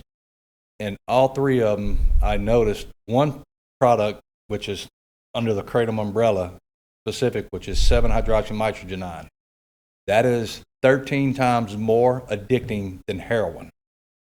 Signed, it's been researched by Johns Hopkins University. Okay. We proposed an ordinance to our parish council at the support of our Sheriff Bobby Weber, that we ban the sale of it, not the possession of it, but just ban the sale of it from a convenience store, because a convenience store is not a person that, for the other side of the argument, where it helps them with their opioid withdrawals, where it helps them with all kinds of other things. That is not where you go get advice on what you should and should not take.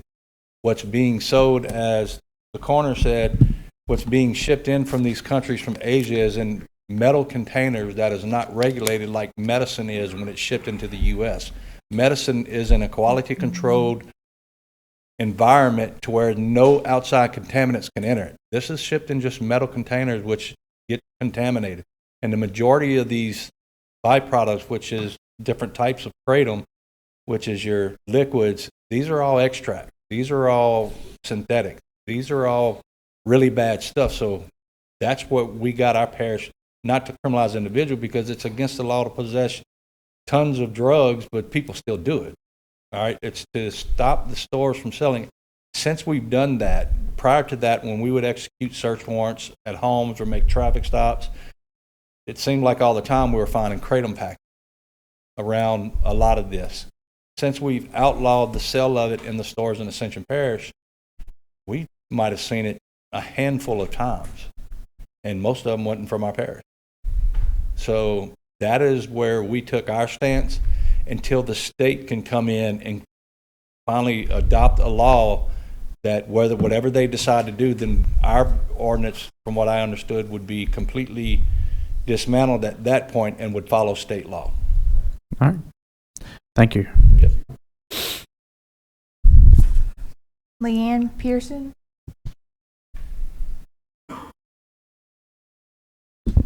Hi, everyone. State your name. My name is Leanne Pearson. I'm from Baton Rouge. I took 5 grams of kratom this evening before coming before y'all. This is my anecdotal evidence that kratom, when unadulterated, is actually beneficial to people like myself.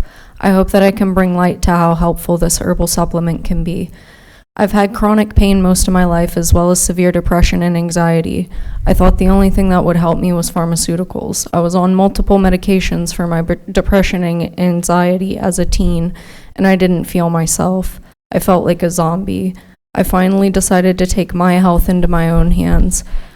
I didn't want to rely on pills for the rest of my existence. That's when I discovered kratom. It took a while, but after some months I was completely able to stop taking my antidepressants, my anxiety meds, as well as completely kicking opioids. I felt like a functioning member of society for the first time in my life. I felt like a person.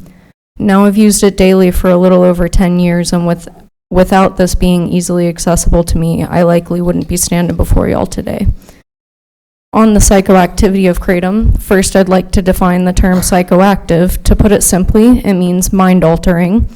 This includes caffeine, nicotine, alcohol, etc., all of which are legal psychoactive drugs that you can find at your local gas station and purchase without a second thought. Kratom is quite closely related to coffee,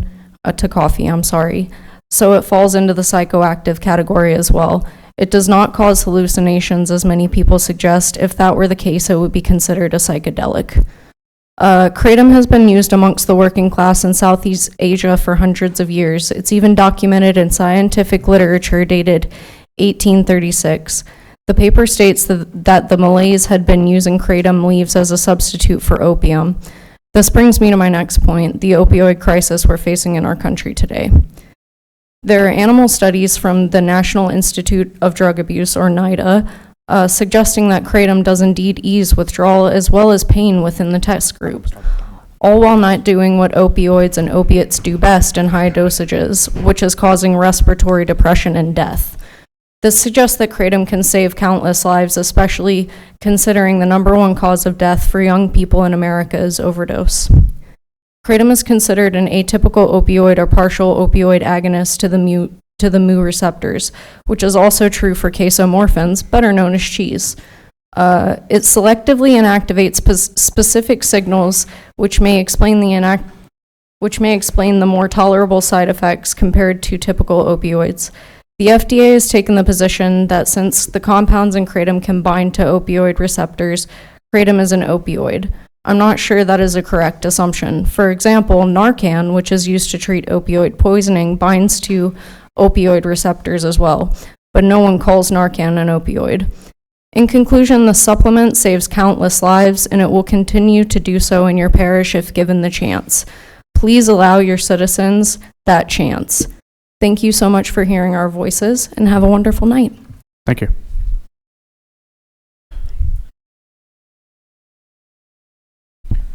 Adam Peak.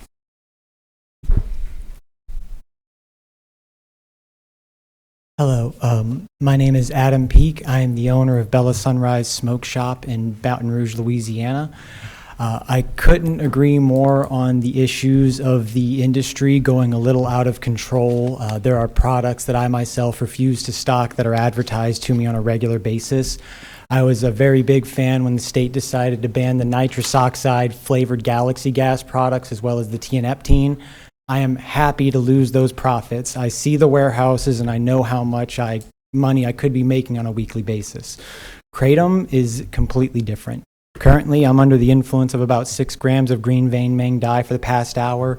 We sat down, perfectly respectful, plenty coherent, sorry, dry mouth, no hallucinations, and no one's face is being bitten.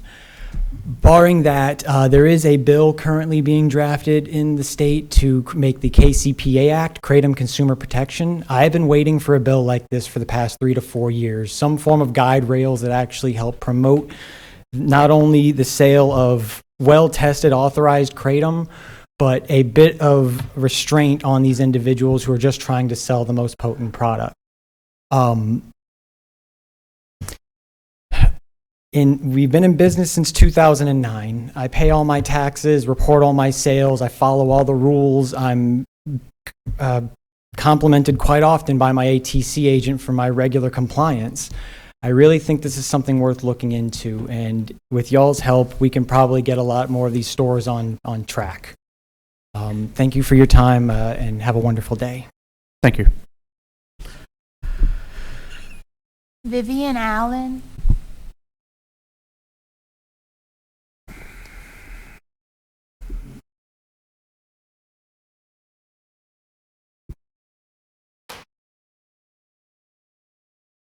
Hi, I'm Vivian Allen. I'm from Walker.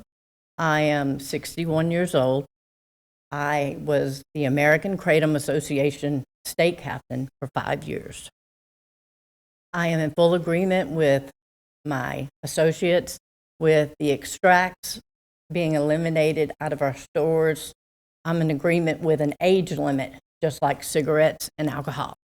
As a grown American woman, citizen of the United States, I'm entitled to the right to life, liberty, and the pursuit of happiness.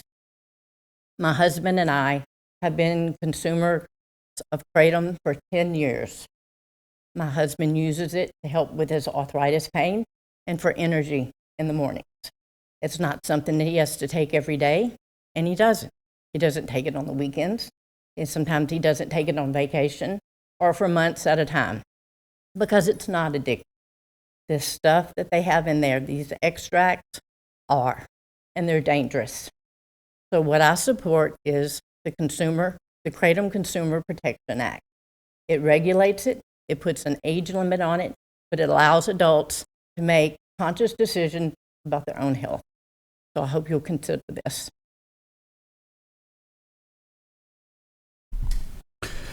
Thank you. John Love.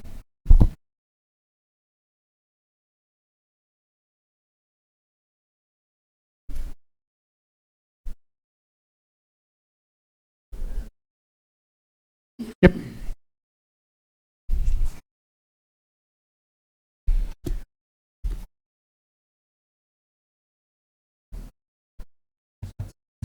Oh, sorry. Good evening. My name is Megan Joswick, and I come before this council to ask for consideration on banning the substance kratom. I'm here today to put myself out there for the public and the community that I grew up in to know how much I truly struggle with this drug. I'm sure this council has other important matters, but this subject matters to me, and I appreciate you for taking the time to listen. I have loved ones who struggle with this addiction. I've watched this dirty drug start out as powder to capsules, then transform to liquid extract, and finally it's now on the market as a pure narcotic tablet. Initially, like many, it started as a means to withdraw from pain pills and harder drugs like heroin. Instead, it became a substitute drug and an entirely new addiction. You're going to listen to people tell you how great it is and how much it's helped them to get off of the prescription painkillers and other drugs, and they might be correct. They'll tell you in the natural leaf form it's safe and they were able to get their lives back, but that pure natural substance is not what is being sold in our community. When they come in front of you, ask them if these substances I have provided are safe. I have a feeling they may say, oh, that's not kratom. Every packet, I am certain, every package I have provided y'all says the word kratom on it. The natural leaf has been manipulated into a semi-synthetic substance that has caused seizures, liver damage, tremors, respiratory distress, withdrawal in infants, heavy metal poisoning, salmonella, overdose, and death. along with secondhand destruction to families. It is not FDA approved and was stated that it is not safe and not used to treat any medical conditions. It requires no oversight from a medical professional. There are no regulations on it. That one tablet that y'all have, one of y'all has, it says 7OH or that one, yes sir. That one tablet is significantly stronger than morphine, about 14 to 22 times more per the National Library of Medicine posted in 2023. You can get a 3-pack right up the road for $24.99. I have the receipt if you'd like to see it.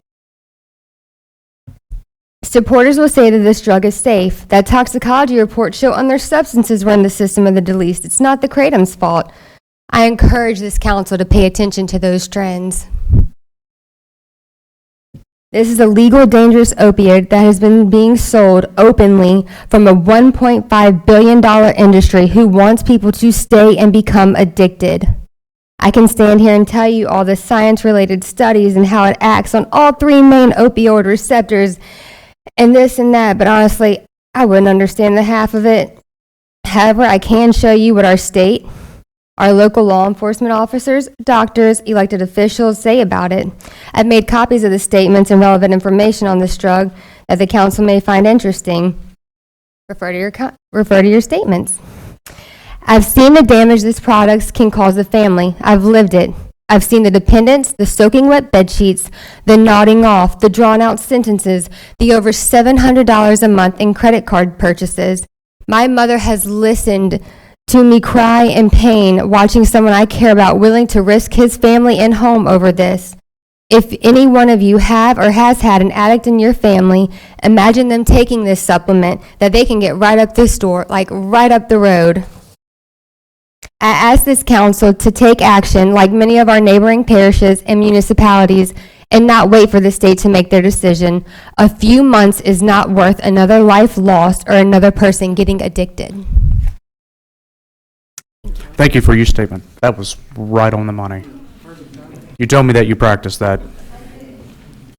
And so, and as the chair, I'm going to take a little privilege here. You mentioned this. Can I get this pill? What? The pill. This pill. I can't remember your name, sir. Yes. Adam. She said that this thing is horrible, and I watched both of you shake your head. Yes. Okay. That packet was $7.99. I'm agreeing with both of you that I was watching your speech and I watched both of you shake your head and nod, and I see it even more across that road that 100%. Everyone agrees that this is a bad packet. That's exactly what I was describing when I keep off my shelves. Okay. And so, and look, I just want to let everybody, this is an introduction. It comes up for adoption next week. So, or not next week, but in 2 weeks, the next council meeting. So, and to further credit her point, it is indeed a semi-synthetic metabolite. Unlike kratom, the natural whole leaf powder is a partial opioid agonist. That right there is a full-on opioid agonist. Yeah. Forces your brain to produce the receptors naturally than what it's capable of filling on its own. I am very well versed in what the industry tries to purport to me. I just want to say that, both of you came up and said, hey, look, I'm taking kratom, I've taken it tonight, and then showed your disgust for this. So, and but it's, and like I said, I don't know if there's anybody else here to speak for or against it, but this is just the introduction. Ma'am, got one more. Come on. Are you Marine? Miss Marine? No. Yeah. Okay. Maureen Hayes. I'm Maureen Hayes. I'm 67 years old. I live in French Settlement. I've been taking the powder only, the organic kratom, for 12 years. I have my blood work right here, proving it doesn't hurt your liver. I take it like 4 times a day. And I'm totally against all that other stuff. I don't even know anything about buying it from one of those gas stations. And it's really helped me because I have a bad back. I've had 2 hip replacements.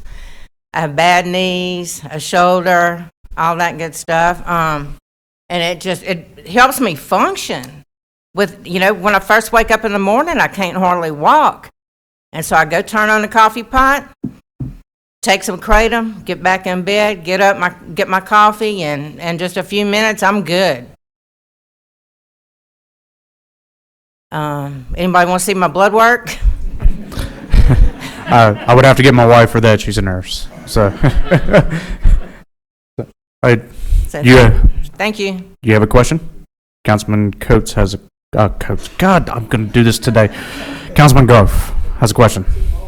It is the bald. Thank you. So, this is very refreshing to understand the dynamics of this drug. It has two really large platforms. One is a very helpful with a medical and people hurting and in pain and being able to cope. And then you have these individuals out here that have banned it from his property and selling it. And they are absolutely against it as well. So my real question at this point to you is, if it's not in the stores, do you still have access for that for your personal benefit from the medical side? We have trusted vendors that send it to a lab.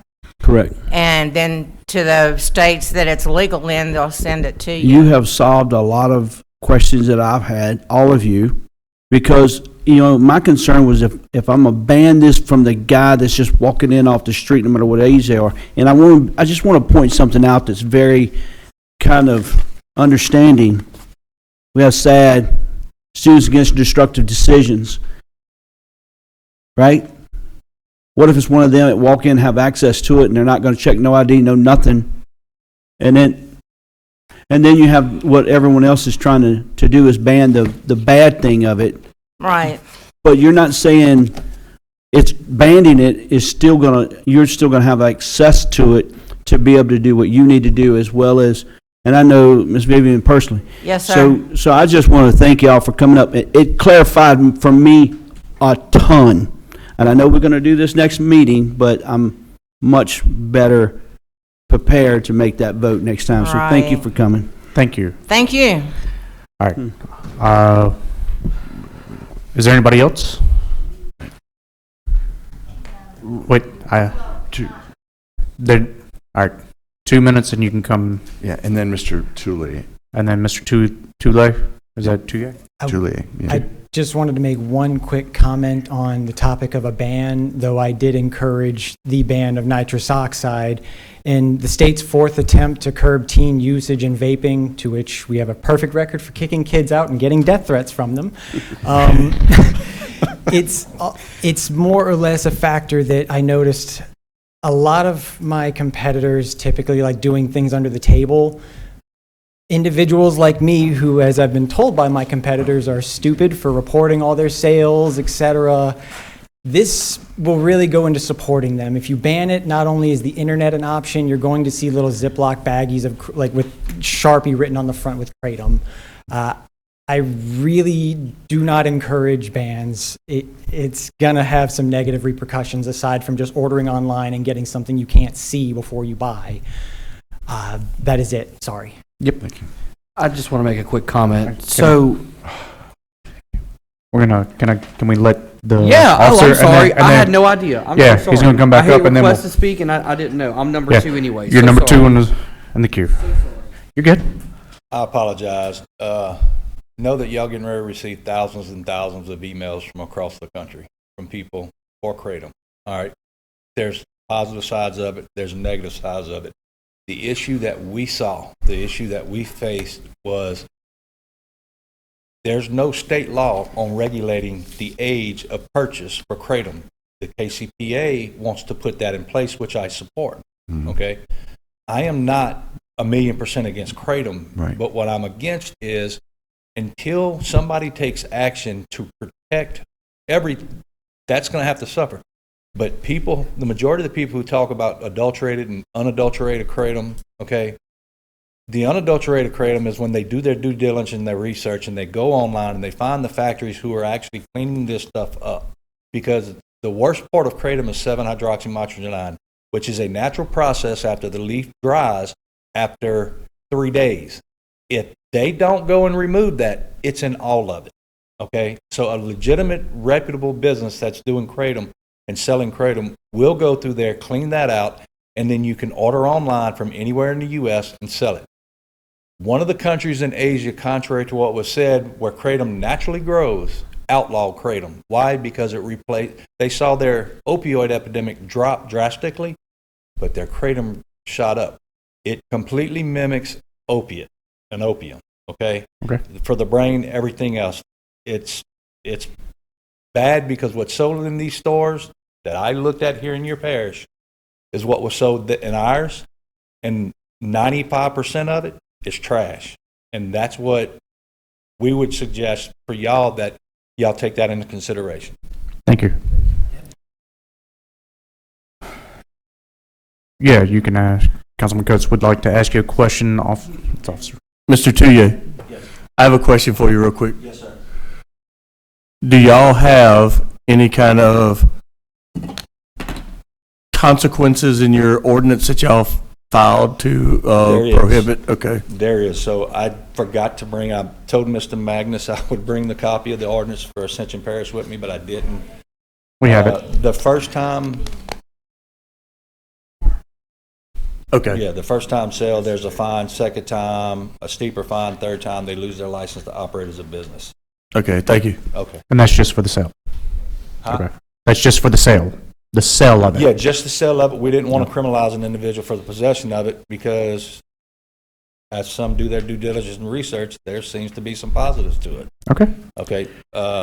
My daughter was the negative side of it. She actually had to go get treatment for it, and many people at these treatment facilities will tell you the withdrawals from kratom, severe use of kratom, is 10 times worse than that of heroin. Heard that last week at the ordinance committee meeting. All right, Councilman Mangus. Yeah, that was it. One thing that was it, Miss Peak.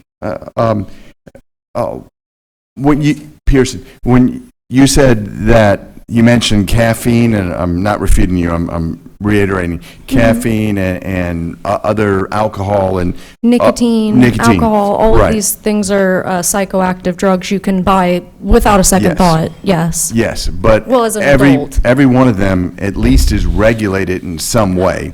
On the regulation, can I say one thing? The FDA doesn't regulate supplements, so vitamins aren't regulated either, and I'm sure you take those. Yes, I'm I agree with you on that. It's a dietary supplement. I think I might have a better feeling about kratom if it was an actual medicine. Well, see, if it were an actual medicine, I would never have had the ability to change my life. I couldn't afford to go to rehab. I couldn't afford to do those things. This saved my life. When I say that, I'm not just saying it, like, this saved my life.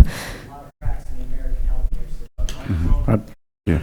So there are a lot of cracks in the American healthcare system, and a lot of us are struggling right now. I just, I don't understand, But not to jump and cut, Mr. Councilman Mangus off. This is just an introduction. We're gonna revisit. Yeah, it'll go to the to our next council meeting. And y'all will see us there, I'm sure. Okay. And I hope to. Yeah, absolutely. Okay. I love coming to these. I love to be able to educate y'all on some of the stuff that it's hard to find a lot of this information, and a lot of this stuff is on PubMed and stuff. Most regular people aren't going to understand that, so, Yep. Thank you. No problem. Anyone else? Councilman Chambers? So I guess my question is, you guys are from Baton Rouge. You reside in Baton Rouge. You own a shop in Baton Rouge and reside in Baton Rouge. So us banning it here wouldn't have any effect on you guys. My concern is for anyone, if there's someone in this parish that's as diligent as I am, works as hard as I can, hear about this meeting. Can you come to the... Oh, yeah, sorry. Can you come to the mic? My wife and I tend to entertain every city, parish, and state council meeting, not just on the topic of kratom, but on THC products too. Not so much the vapes, I kind of let that go where it lies. I'm not a big fan on that industry either. Needless to say, though, the overregulation I've seen is just going to encourage the black market and deter individuals like me from actually wanting to be involved. So I just heard a lady over there say she's been taking it for, was it 14 years? I would say that's kind of an addiction, right? Not everyone has the comfort and ability to be sober. Like my wife, who experiences chronic pain on a regular basis, sobriety is not an option for her. But has a doctor said, yes, you should take kratom every day? We've had a few nurses actually give us the okay. Nothing clinical on board, I would say, because most times they would just not have enough information. That's actually shocking that a nurse would tell you to take something outside of a doctor's order. I mean, that's just my The third opinion. leading cause of death in the U.S. is medical error. 250,000 deaths a year. Again, I don't think it's a negative for an individual to take their health into their own hands. Well, it's also hold on just a second, because then you'd have to come to the mic. And I've been using it for 10 years. I certainly would not qualify myself as an addict. I don't even have a reason to use it. I just like to make sure and guinea pig anything I sell just to make sure I'm not poisoning my customers. Yeah. So I guess going back to him, I think there was some comments that were made. Correct me if I'm wrong. Here in Livingston, wasn't there an incident with an infant? 2021. 2021, a 2-year-old. And that is tragic. I just So, and there's also no regulation on who can buy it at what age. They can just go in and get it. As far as I'm aware, I thought Senator Kleinpeter put forth SB 94 that would only put the age restriction. Did that Nope. fall through? My local gas station right here, my local bus stop right up the road on They're selling Springfield it to Road. kids? Absolutely. You need to get them. Pull their Yeah. license. It says on the package, That- 421 plus. Well, they sell vapes underage to people. They sell kratom to underage people. I don't support them at all. Go pull their license. Yeah, so that's what I'm saying, though. There's no regulation on it. There's no, if we're just giving it to anybody, which is what's happening, what's the repercussions? I would suggest putting some So up if there I are think none. that's what I think the state is trying to put some kind of the KCPA I can ban on actually it. speak to that whenever I'm up. I'll tell you about Go ahead, John. What, in there, Ms. Sandifer can say it. They're trying, and I had a constituent call me about that, and I had to tell him point blank that, he said, why didn't you wait? Why don't you wait until the state decides? And I said, I don't think you elected me to wait. I mean, because we could have waited. We could have waited on, that whole inflation thing. We could just wait it and let, Biden or Harris, run the country for a few more years and see how that works out. Are we going to No. wait while more bars serve more alcoholics? Right, no, so that's not So what I was someone else elected to do. abusing their rights should affect mine. We're trying to keep it on to kratom. So let's keep it to the subject of kratom, okay? Okay. All right. Councilwoman Sandifer. Okay, so I have a few things to say, but I would like for, I think lady is wanting to respond to, I forgot still her on name. Ryan. I'm going to have to start writing the names down. I'm writing them down. I just wanted to address your question. You said it sounds like an addiction to me. I haven't had any kratom personally in 2 years. My husband takes it, and he takes it during the weekdays, and it's not mandatory.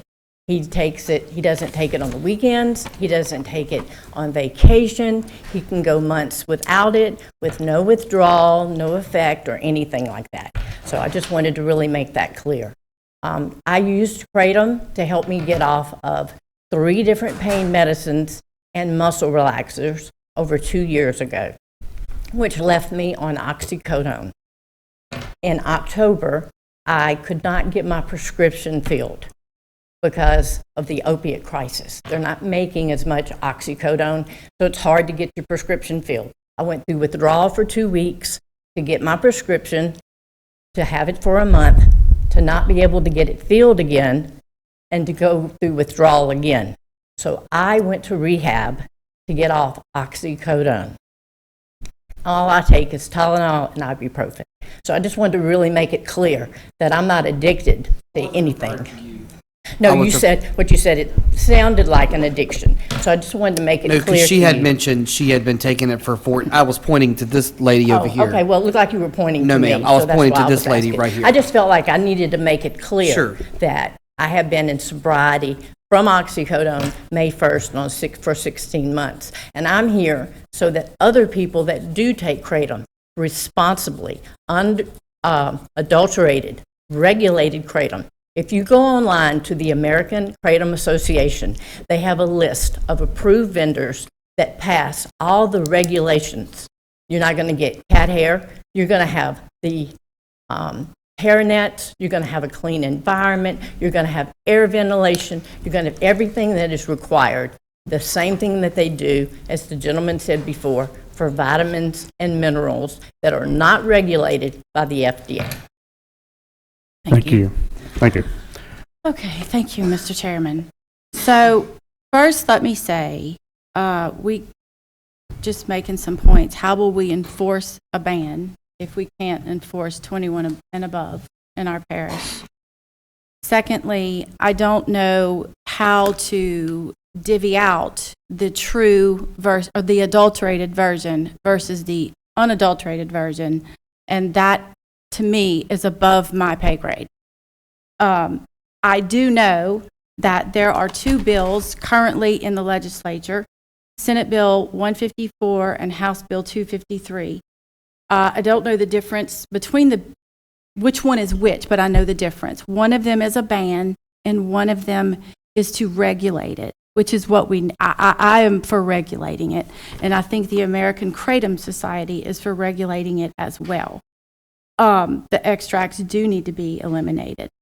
And let me go back to 2023, when this came before the council in 2023, and I served on the council in 2023. Former Councilman Jeff Ard brought this up. And when he brought it up to me, I had no idea that it was an abused substance, because I came at it from the holistic, non-allopathic world. In 2010, I had a health crash, and the medical community could not figure out what was wrong with me. So I had to, after a lot of trial with that, I went to a non-allopathic functional medicine doctor and healthcare provider, and that what we found out was something called MTHFR, and I'll spare you the details of that. But that's when I was introduced to the non-allopathic world and how much Big Pharma hates it.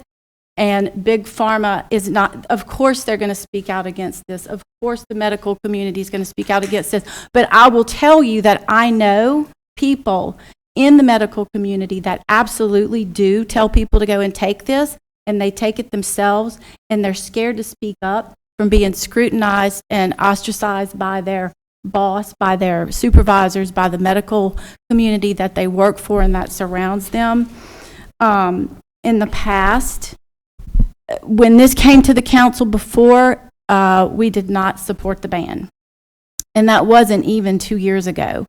And so I just feel like we're taking this into our own hands, and it is a state level thing. It isn't, and they're taking it up right now, and they're taking it very seriously. And there's a lot going on with MAHA, Make America Healthy Again, and Big Pharma. Please, I urge everybody to look into that, because it's extremely important. And furthermore, I don't know if you remember angel trumpets. When they were 15 or 20 years ago, they were eating angel trumpets or smoking the it's a tree. It's a beautiful plant. That made me want an angel trumpet, by the way, and because of that, I couldn't get one for a long time, just because it's so beautiful, not because I wanted to do anything with it.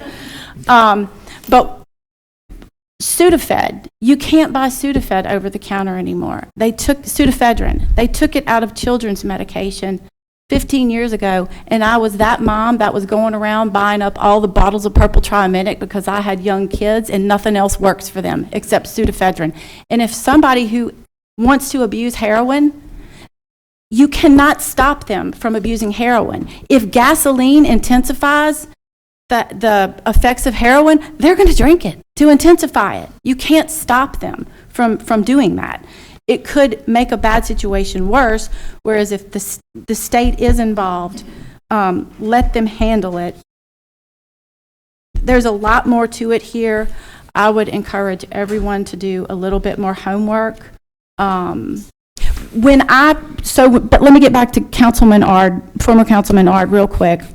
He brought this up to me, and I thought, what is going on here? What I knew of Kratom was that parents were giving this to their children in placement of the methamphetamines and Adderalls that they give for ADHD.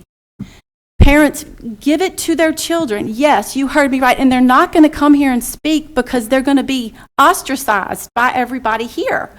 Because they don't want their kids to go on these brain drugs that are addictive. It's not the true, so I've not taken the true substance, but it's my understanding. I've done a lot of research on it now. But the true substance is not addictive. It's all this crazy cuckoo stuff that's added to it in these smoke shops that have no business selling it to anybody. So please, everybody, before you ban something, contact the legislators, the Senate that's carrying it, the House that's carrying it, and find out more about it, because it helps with PTSD, ADHD, addiction. The war veterans use it. They will come and speak. They're not scared to say it because they have societal problems. They're not scared to say it, but the ones that need to be here saying it, educating us, can't say it. They're bound and gagged. Thank you for letting me speak, Mr. Chairman. Oh, you're welcome. Okay. If that's everybody, is there a motion? Yes, read it, please. This will be proposed ordinance 25-08. It's an ordinance creating the prohibition of the sale of kratom in the parish of Livingston by adding section 50-18, prohibition of the sale of kratom, in chapter 50, offenses miscellaneous of the Code of Ordinances, and the public hearing will be held on May the 8th at 6 p.m.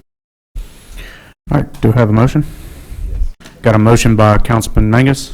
Do I have a second? Second by Councilman Shavers. As I want to tell everybody, this is just the introduction. Please vote on your iPad. Can I make a substitute motion? Okay.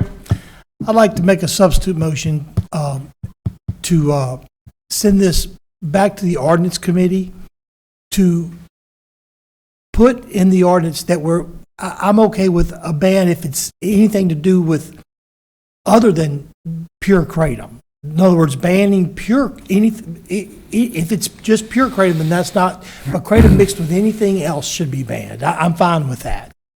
But the ordinance don't say that. The ordinance basically says you can't even have kratom in, just pure kratom. So would you say an ordinance to ban or to rewrite the ordinance, maybe with age and put the age in there and say if it's correct me if I'm wrong, 21 to buy cigarettes. That's fine. I'm okay with that. And let's put the ordinance there, bring it back, and I can support that because that's regulating. So can you make that into a substitute motion? That's what I just did. If that's okay. Can you make it clean? We get the gist of it. Okay. So we got a motion to send it back to the ordinance committee to be able to be revised to a better quality kratom and to ban the lesser ban the lesser one and to put an age limit on it. Put an age limit on it. Is there a second? Got a second for Councilman Erdy. Such a question. Mr. Moody, is there any parish that has any kind of ordinance like Mr. Wascom is suggesting? I haven't seen any, no. Right, because we patterned ours after the Ascension and the Tangipahoa. Have you contacted the state?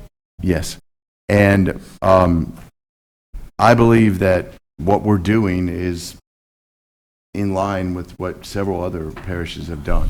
So we're not banning the possession of kratom or any of that. And if the state wishes to make changes, then that's fine. Okay. Councilwoman Sandiford. Councilman Mangus, who have you reached out to at the state? I just want to do the vote now. We can get into that later. Well, it's important, I mean, because they are handling the bills on Yes. both things. Yes, that's fine. Okay, so we got a substitute motion, vote on your iPad. To send it back to the ordinance committee.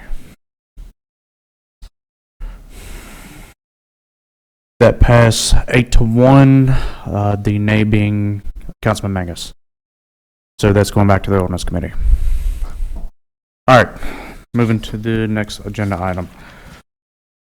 Just for the record, that doesn't mean it failed. That just means it's going back to the ordinance committee to be digested, and then it's going to come back again for an introduction, and then to as a public hearing. May 8th, not May 8th. So it didn't pass the introduction. So it's got to go. Chairman? Yes. I got a quick question. If y'all... Can you stick around? Sir? Yeah. Adam, can you stick around? Yes. Back, Can stick you around. can you make, I know how to get in touch with Vivian, but if you would make sure to get us your contact information before you leave. Oh, you have it on the paper? Okay, thank you. Mr. Chairman. Okay.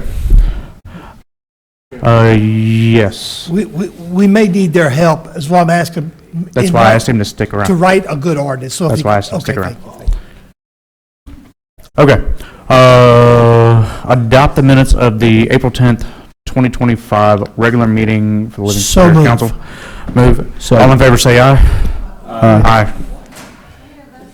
Oh, we need a motion. I'm sorry. I'm trying to get. So moved. So moved. Got a Second. Got a second? All in favor say aye. Yes.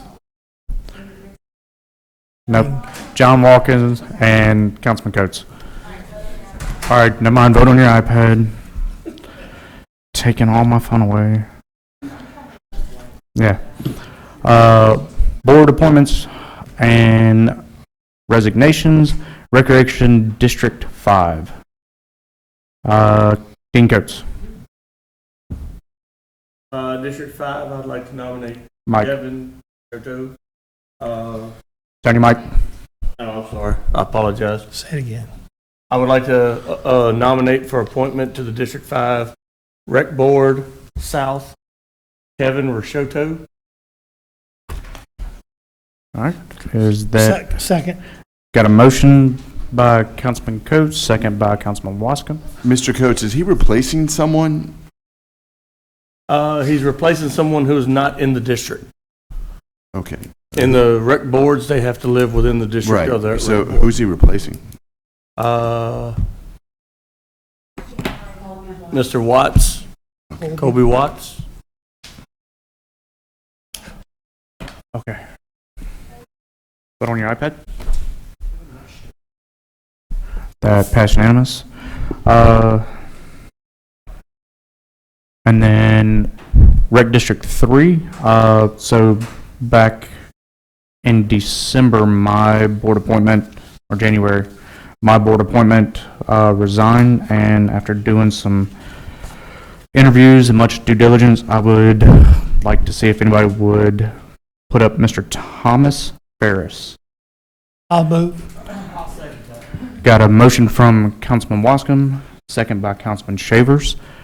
All in favor say, or vote on your, all in favor vote on your iPad. That passed unanimous, and actually he's here tonight, so thank you, and go do great things on the, he has a great resume, and so, yeah.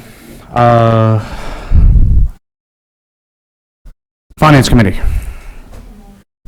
So we had a finance committee meeting, and I was thinking that we could take up this topic under the finance committee, but I believe Mr. Moody has some concerns that we might ought to lift the agenda in reference to the reference, at least they WSP. were considering a contract, unless you printed the report of the finance committee and that went out as part of the notice. Some people do it like that. You can just approve the whole finance committee, but that would have to have been posted.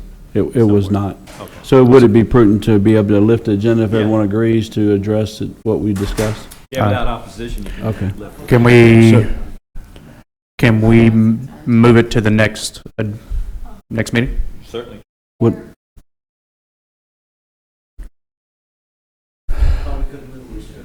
we can lift the agenda if it's a unanimous vote of the, So this is, their contract's expiring at the end of the month, and as long as they're fine with it, I mean, I'm fine with putting it on, I'm fine with putting it on the, Mr. Mickey?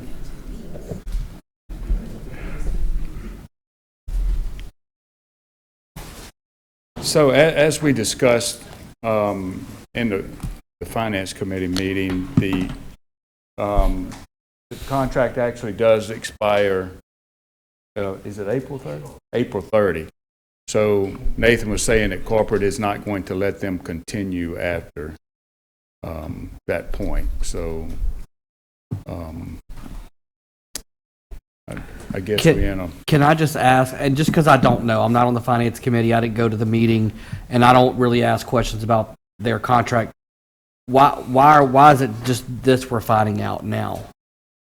Well, we had discussions about it, Mr. Mickey and I and Nathan, then we had it at the Finance Committee to discuss the contract, and the contract was always up to April the 30th, and everyone kind of knew that there was going to be another extension part of it. So we got into the discussion of it because there was multiple meetings that was added to it that was going to actually inflate it a little bit more.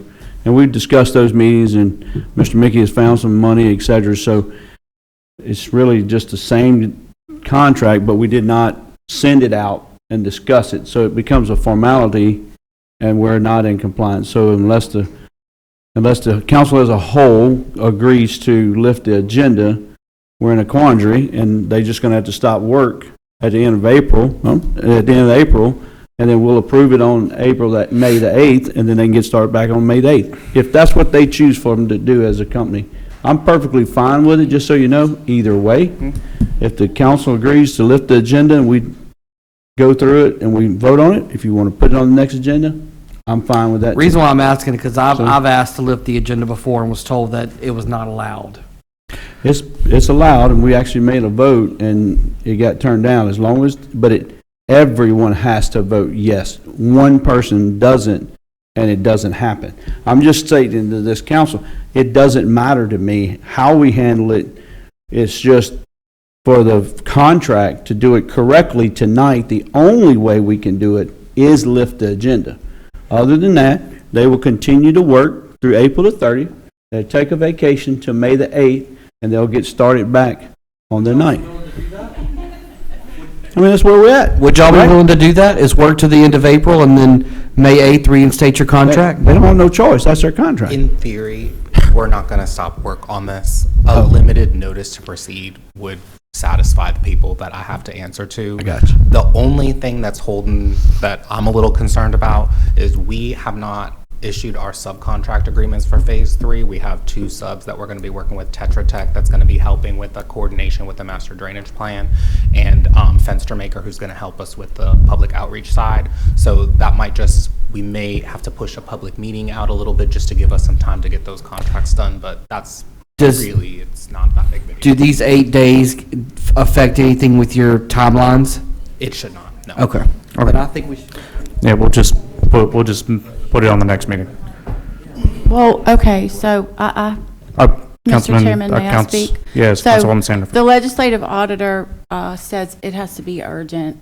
It has to be an urgent thing. I think Mr. Moody can let us know if this is an urgency. Well, a contract deadline or something that's about to expire, something that requires urgency, meaning not so much critical, but something that needs action then because it's important because of meeting urgent deadlines.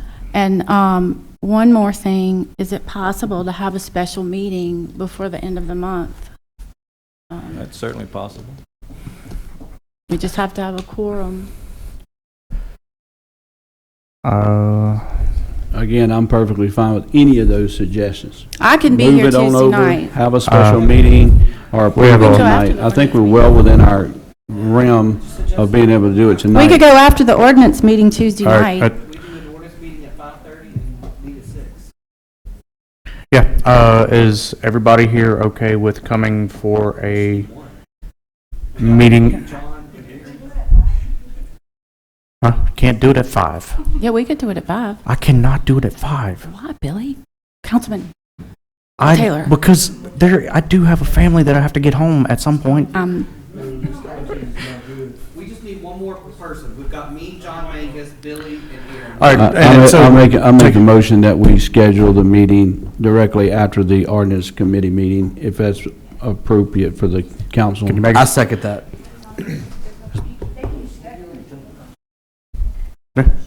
No motion? We can just schedule it? Okay.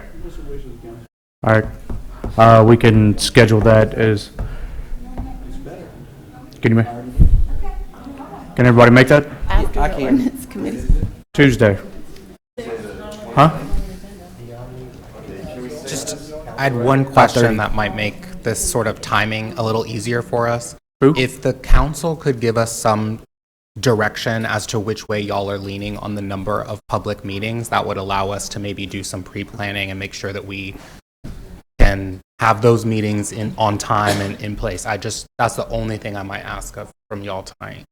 Okay, so I guess what we'll do is digest what went on in the finance meeting so everyone can maybe give Nathan some direction. There was originally 6 meetings, and Nathan, you might want to come back to the podium. And those were $17,000 each, right? Yes, that's a... $17,000 each. And there was some discussion, and really it stemmed from us asking for special meetings during the zoning, which I think we needed. So we ended up agreeing on, instead of 6 meetings, that we agreed on 4 meetings. One being kind of, and you're going to go through it, but one being a gathering meeting, and then 2 would be in the north part of the parish and the south part of the parish, that middle meeting. And then the third one, or the fourth one, would be a team discussion where constituents could actually log in with concerns, questions, things of that nature.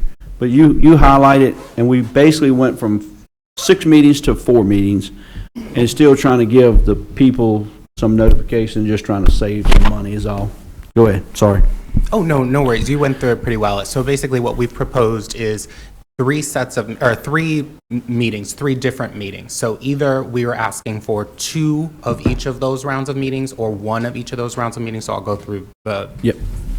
The first round is for visioning. So that's getting with the parish, talking to them about the needs, opportunities, goals, and concerns that we have based on our initial review of where we are in the parish. The second set of meetings is to discuss the future land use. So going through with people, where do we think the development's going to happen in the future? Where do we want to protect? And the third meeting is essentially a presentation of the implementation plan. And so what Councilman Goff was referring to is that we advise that we really think the second set of meetings is very important for us to have access to the community to. So we would be happy with 4 meetings or 6, but just not cutting that second round of meetings to determine what the future land use map is. And so I think what he's saying is, if we realize in the gist of that 4 meetings, that they can actually start getting to work on those meetings and constructing all that, and we can do it on the 8th at our regular meeting. Is that what I'm understanding? Yes, sir. So if it's a consensus of the board that y'all are okay with 4 meetings versus, it's really a matter of 3, 4, or 6. And I just landed in the middle at 4. So if you get 4 meetings, how much did that come out to be? 17,000 times 4, so that's 40. We were 40, able 50. to rework our budget so that we're not asking for any additional dollars to do the 4 meetings. Right. We would need an additional budget increase to do those 2 extra meetings. So y'all are getting exactly what we proposed last July. If you keep the 4, as far as the cost, it's going to be exactly what we proposed before. We're just asking for that additional dollars because we already spent our public outreach budget. we kind of backed it back so it fit with it. And then the money's, from my understanding, the money's coming from ARPA money, interest? That's correct. There were some questions about it. Mr. Mickey, you can share that as well.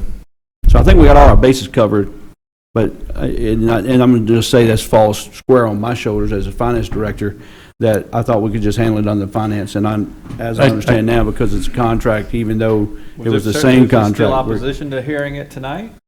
Sounds like you've resolved most of your questions. I think we've solved all the... Yeah. That's what I want to do. So go ahead. I just want to make a motion to lift the agenda, and let's just do this now. So I want to say, Mr. Chairman, please? Absolutely. Just so the public knows, we did get this contract in our email, just so you know. We have, it's not new, we didn't just get it tonight, we did have it in our email.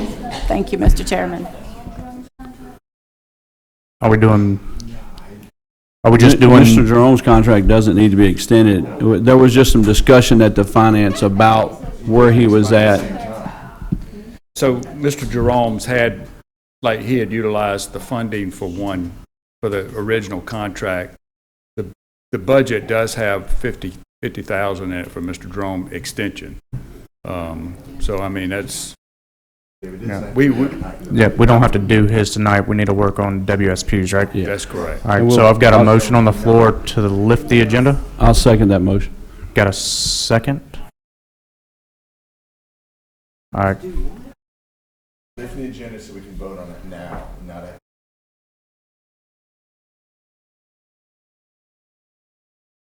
And this is just for WSP. See how I'm just You vote yes on everything. I voted no. All right, so that was a unanimous yes. All right, so we lifted the agenda. Councilman Goff. I'd like to make a motion that we, from the discussion in the finance committee, that we extend the contract. Actually, the time frame, the money is the same, and that we set it for 4 meetings, the 1, 2, and 1 meeting. And that will be a team piece to that, which I'm pretty excited about, so people can log on and actually get it, put in their concerns, type it in. So that's my motion. All right. Yes. Go ahead. So we were presented with 2 options. One was for like 250,000 additional funds. That's 4 meetings or 3 meetings? Okay. So option 1 was $250,000 extension for phase 3, and then option 2 was the $310,000, which would be all the meetings. That's the way I understood it. Yes, that's correct. And then we ended up with the 4 that put us back into contract with the money that they moved around. So Okay. by reducing the meetings but still getting the critical meetings to the people, we were fine. So Okay. that's my motion. Is there a second? Got a second by Councilman Mangus. Everybody vote on your iPad. That passed. Do I have a? Huh? Sorry, I'm actually going to need you to press that gas just a little bit more. I need a motion to go back into the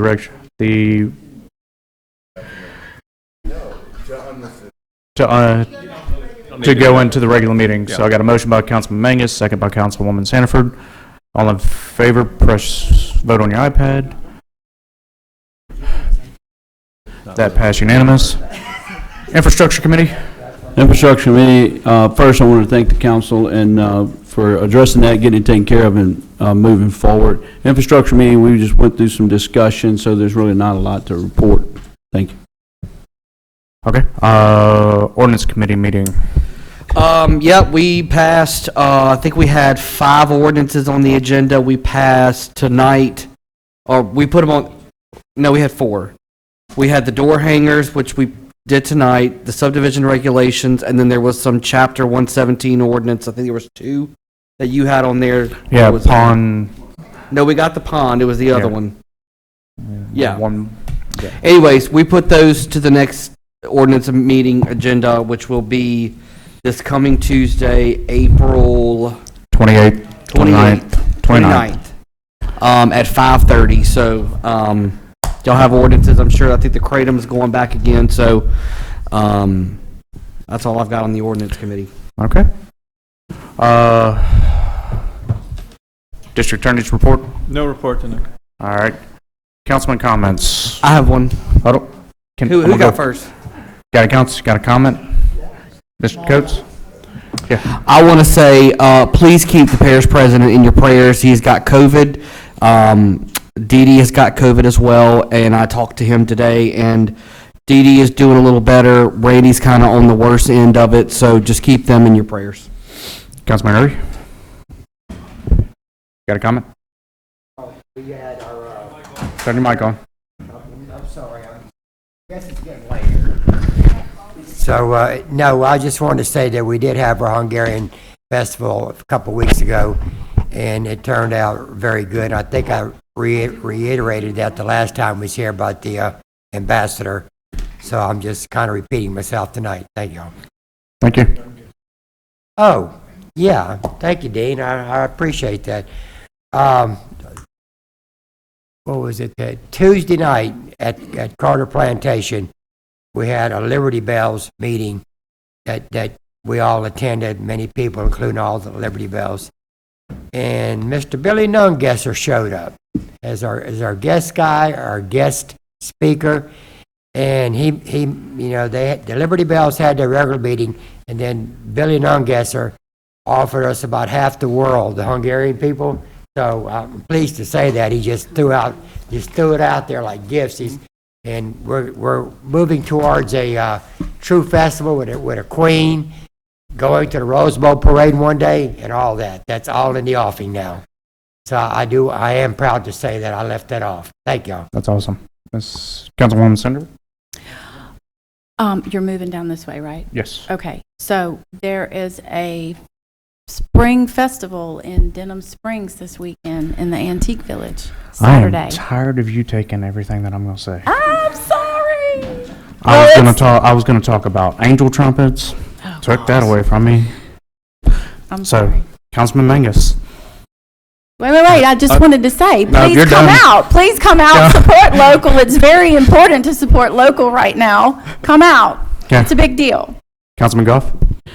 I just want to go back for a brief moment in reference to all of our zoning discussion earlier.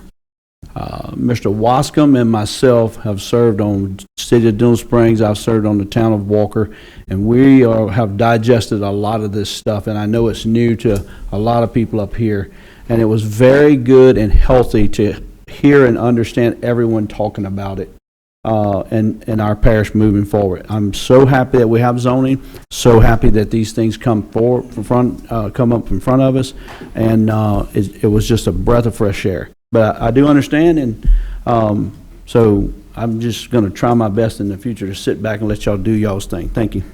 Councilwoman Watts? Well, as all y'all know, we had rocked the country here back in the 1st of April here. Approximately 28,000 people drove through the parish, I think. So we're waiting on the tax revenue to see how we kind of stand. Maybe we made a little extra money in the parish, hopefully anyway. I know all the hotels was full, the gas stations was busy. That's awesome. Went pretty good. It would be great to get those numbers. Oh, yeah, we're working on it. Oh, please do share. I'm excited to know that. Yeah. Thank you. And in true fashion, I was going to talk about Denham Springs has its Spring Fest tonight, but thank you, Councilwoman Sandiford. Are you cooking at it? I am cooking at it. We will be out there, pulled pork sandwiches, nachos, and pastelaya, Philly cheesesteaks, brisket. It's going to be a long day. Chef Billy. Come and see Chef Billy at the Spring Festival. It's going to be a great time. Did I steal your thunder again? Nope. Okay. All right. I need a motion to adjourn. Got a motion, second? All in favor, say aye.